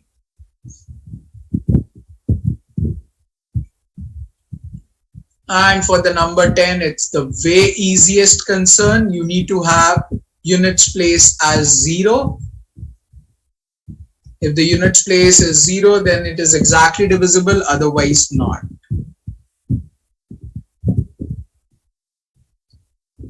Also, if the number turns out to be 24, then just simply convert it into 6 and 4.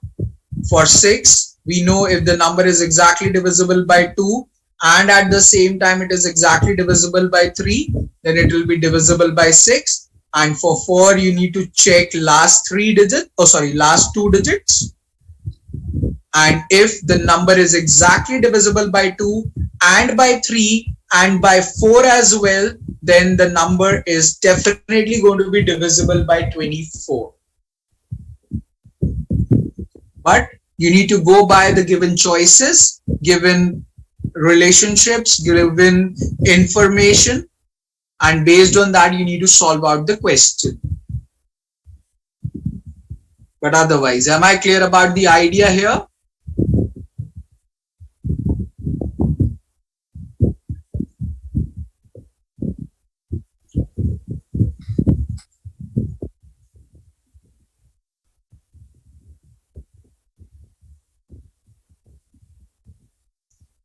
Awesome, then quickly note it down and then we'll discuss a question based on it.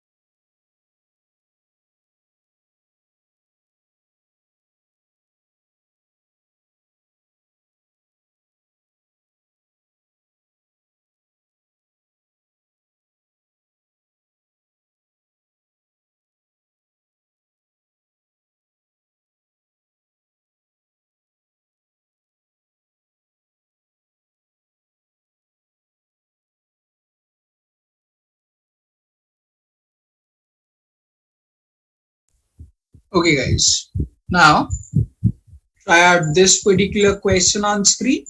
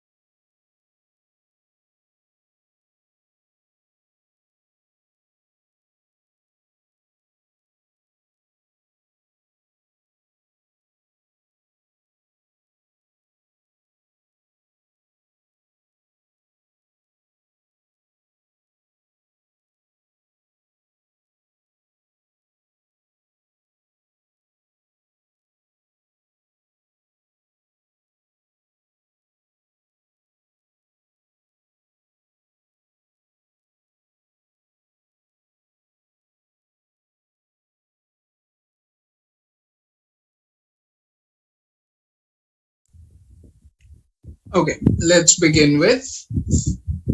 Let us see, Jyoti, whether it is D or B. Otherwise, B is the correct answer. Let us see why and how. So it says, Pat took n whole days to complete the project. If the dash represents the digit which has been omitted, then which of the following could be the number of hours that he took to complete the project? Pat took some days to complete the job. Each day has 24 hours. So number of days multiplied by 24 will give you the total number of hours worked.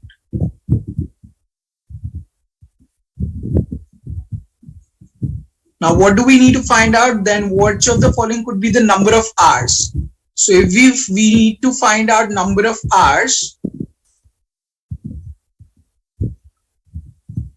so number of days will be equals to number of hours worked divided by 24. That means this number which is in the numerator should be exactly divisible by 24, because we are given with the fact that number of days are complete days. So complete days means it's going to be an integer value. And if I want the number of days to be an integer value, then this number of hours work should be exactly divisible by 24. So that means I need to find out which of the following numbers out of the options A, B, C, D, E will be exactly divisible by 24. Now I have already discussed this fact that for 24, the number should be exactly divisible by 2 and by 3 and by 4 as well. Now, if I check that the number is divisible by 4, automatically it will be divisible by 2. And for checking the number to be divisible by 3, I need all the digits, but it has been clearly stated in the question that one of the digit has been omitted. That means I cannot check for 3. 2 will be already checked if I see whether the number is divisible by 4 or not. So I just need to check the option choices which number is divisible by 4. The moment I'll get to know that the number is divisible by 4, I'll get my answer in place. First option is having 98 as the last 2 digits. 98 is not divisible by 4, so option A cannot be the answer. 36 is definitely divisible by 4 will be the answer. 50 is not divisible by 4, so cannot be the answer. 90 is not divisible by 4, cannot be the answer. 62 is not divisible by 4, cannot be the answer. Rest of the choices are not following the criteria except for the option choice B. So automatically out here B will become the correct answer to the question. So again, we need to go by the choices because we need to find out of the 5 choices which one is the correct answer to the question. So you need to understand that options plays an important role in such kind of question, and process of elimination becomes the important idea to solve out the question. So guys, does this question make sense to everyone?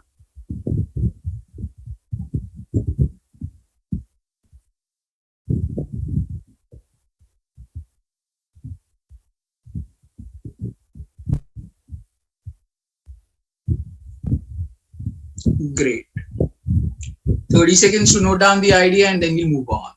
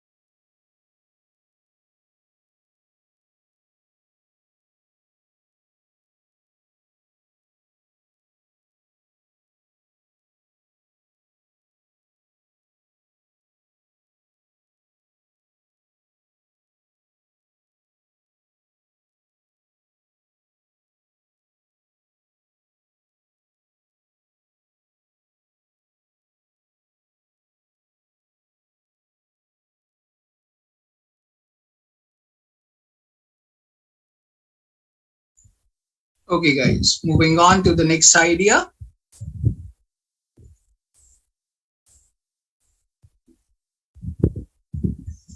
The next idea we are going to talk about is place value system.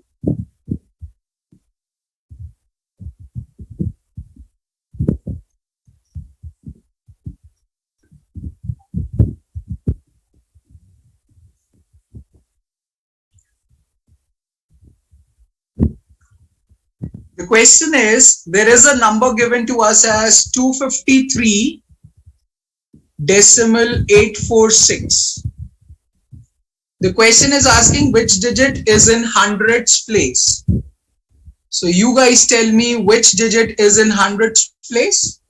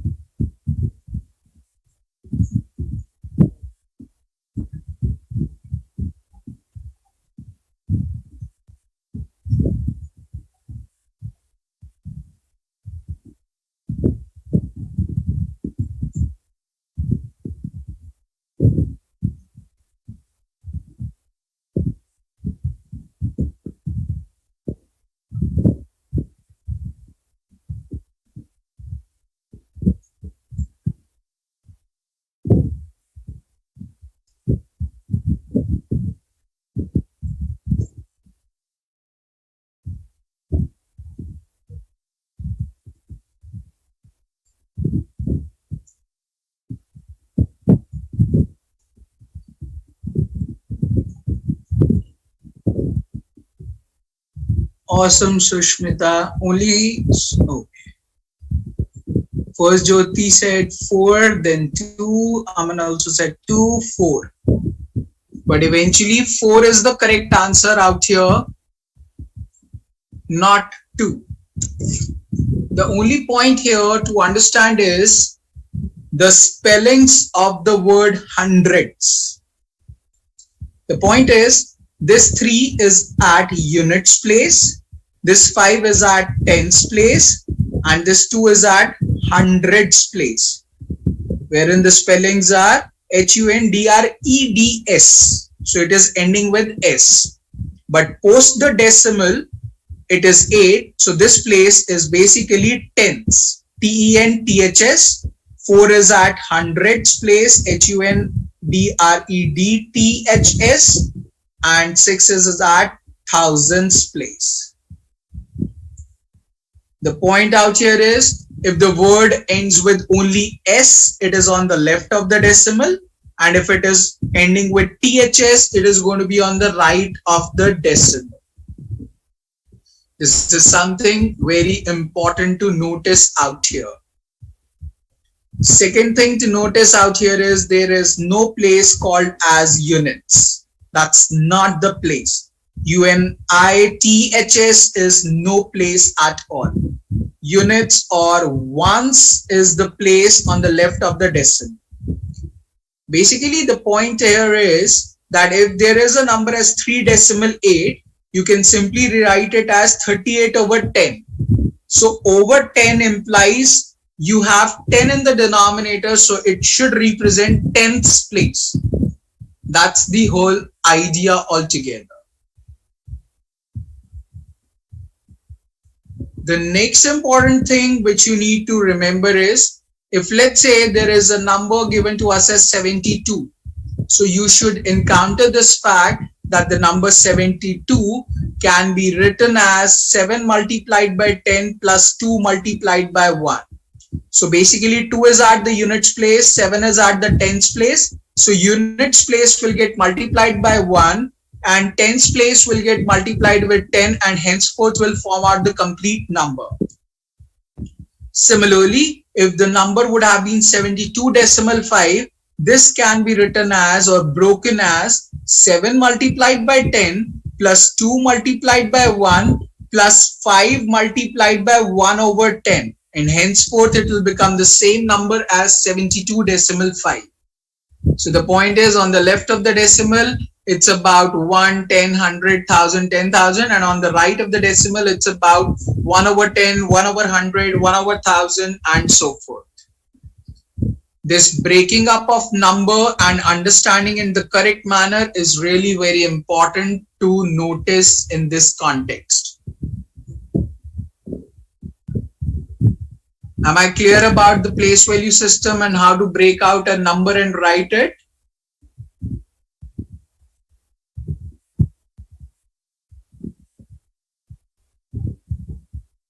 Awesome then. Quickly note down the idea and then I'll talk about another concept associated with it.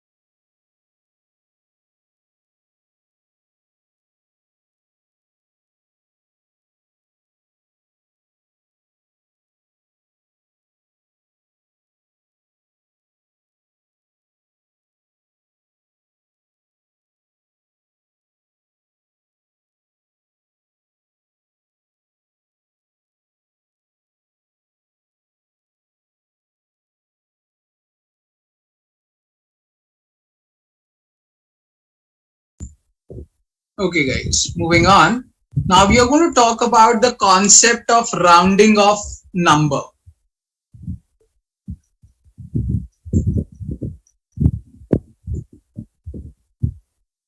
Let us take this number only 253.846. Let's say I am rounding off this number at hundreds place. If I am rounding off this number at hundreds place, then I just need to look at the digit next to it. The digit next to it is 6. If the digit next to it is greater than or equals to 5, then we need to round up. That means this number will become 253.85. So 4 will become 5. Similarly, if I would say the number is 253.846 and I am rounding off this number at 10th place. If I am rounding off this number at 10th place, then I need to look at the digit next to it only. So I am least concerned about 6 out here. I'll be just concerned about the digit next to it, which is 4. If the digit next to the number which I'm rounding off is lesser than 5, then we round. We don't round, basically we write as it is. That means this number will become 253.8 only. So it totally depends on which place you are rounding off and what is the digit next to it. The digit next to it decides everything. If the digit next to it is greater than or equals to 5, we need to round up. And if it is lesser than 5, we need to write as it is. Am I clear about the concept of rounding off?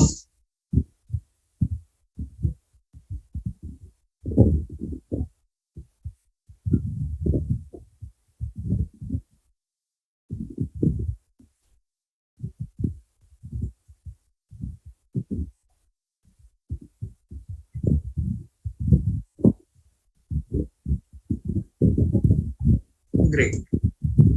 Note down the idea and then we'll move to the next concept.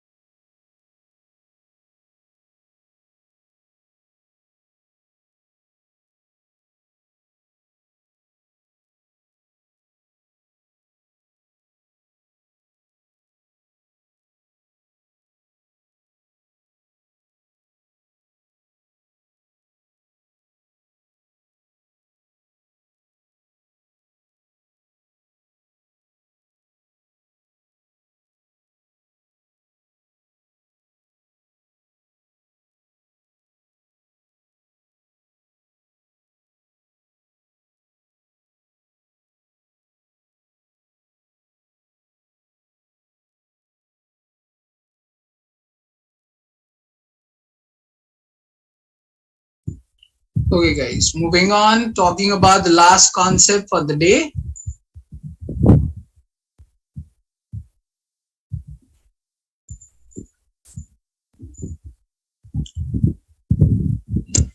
So it goes by, if m is a 2-digit number and n is obtained by interchanging the digits of m, the sum of m and n is a multiple of dash and their difference is divisible by dash. So let's say m is a 2-digit number as 72, then n will become the number obtained by interchanging the digits, so it will become 27. Now he's asking m plus n, which is going to be 99, is divisible by what? So 99 as a number is divisible by many numbers. So what will be one answer out here? So herein again I'm telling you, plugging in the numbers to solve out the question is a wrong choice. So should not be done like that. So let us take a generic concern, a generic number as AB, wherein B is at the units place and A is at the tens place. If A is at the tens place, A will get multiplied by 10 and B is at the units place, so B will multiply it by 1. So this will simply become 10A plus B. Similarly, n is obtained by interchanging the digits of m, so it will become the number as BA. So now B will get multiplied by 10 and A will get multiplied by 1. So this will simply become 10B plus A. Now he's asking us to add m and n. So if you add m and n, the left hand side will be m plus n and the right hand side will be 10A plus A, which will become 11A. B plus 10B will become 11B. and simply you can take 11 common, so it will become 11 times it by a plus b, so you get a definite answer. It is going to be a multiple of 11. Similarly, m was 10a plus b and n was 10b plus a, and you need to now subtract. If you subtract, it's going to be m minus n, and this will become minus sign, so 10a minus a will be 9a, b minus 10b will make it minus 9b, and out here you can take simply 9 common, so it's going to be 9 times a minus b, and you can simply say the difference is divisible by 9. So if m is a 2-digit number and n is obtained by interchanging the digits of m, then the sum of m and n is going to be a multiple of 11 and their difference is going to be divisible by 9. So guys, conceptually, does that make sense to everyone?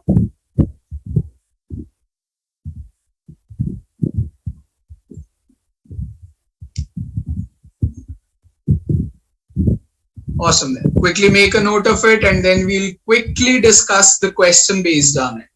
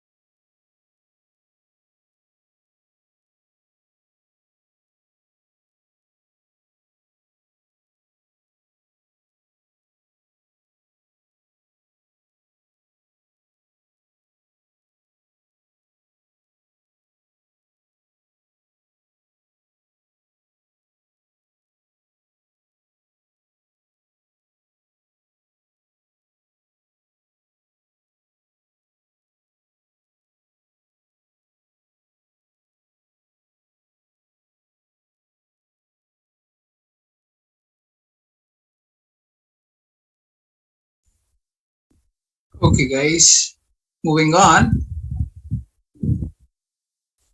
Quickly try out this question.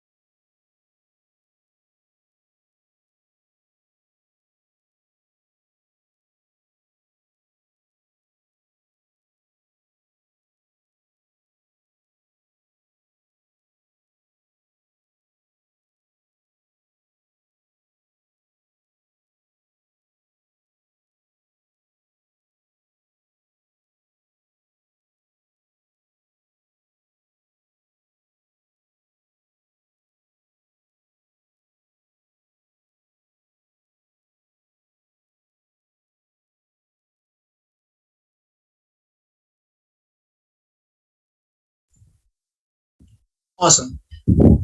So A is a 2-digit number and positive integer, and B is formed by interchanging the digits of A. So sum of A and B should be divisible by 11. Is 63 divisible by 11? No. Their difference should be divisible by 9.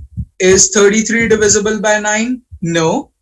Their sum should be divisible by 11. Is 132 divisible by 11? Yes. So third only is correct. Third only is present in option C. So option C will become the correct answer to the question.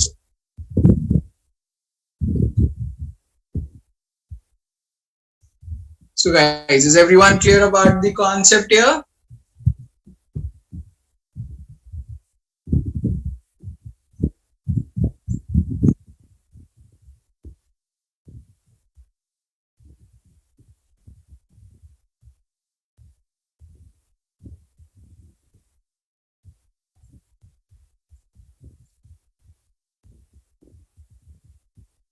Awesome. By the next class, you are expected to complete the formula sheet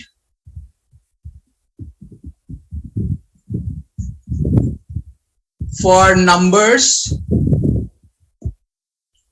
And Diksha, you are already there in the Viber group, so you must have my number. My name is Vivin. Call me tomorrow evening and understand the complete structure altogether, and I'll share with you certain more things. And you guys need to complete the formula sheet till the next class about numbers. You might encounter certain new points in that. You are expected to deal with it. If you are able to do it, perfectly fine. If you are unable to do it, you are expected to ask me.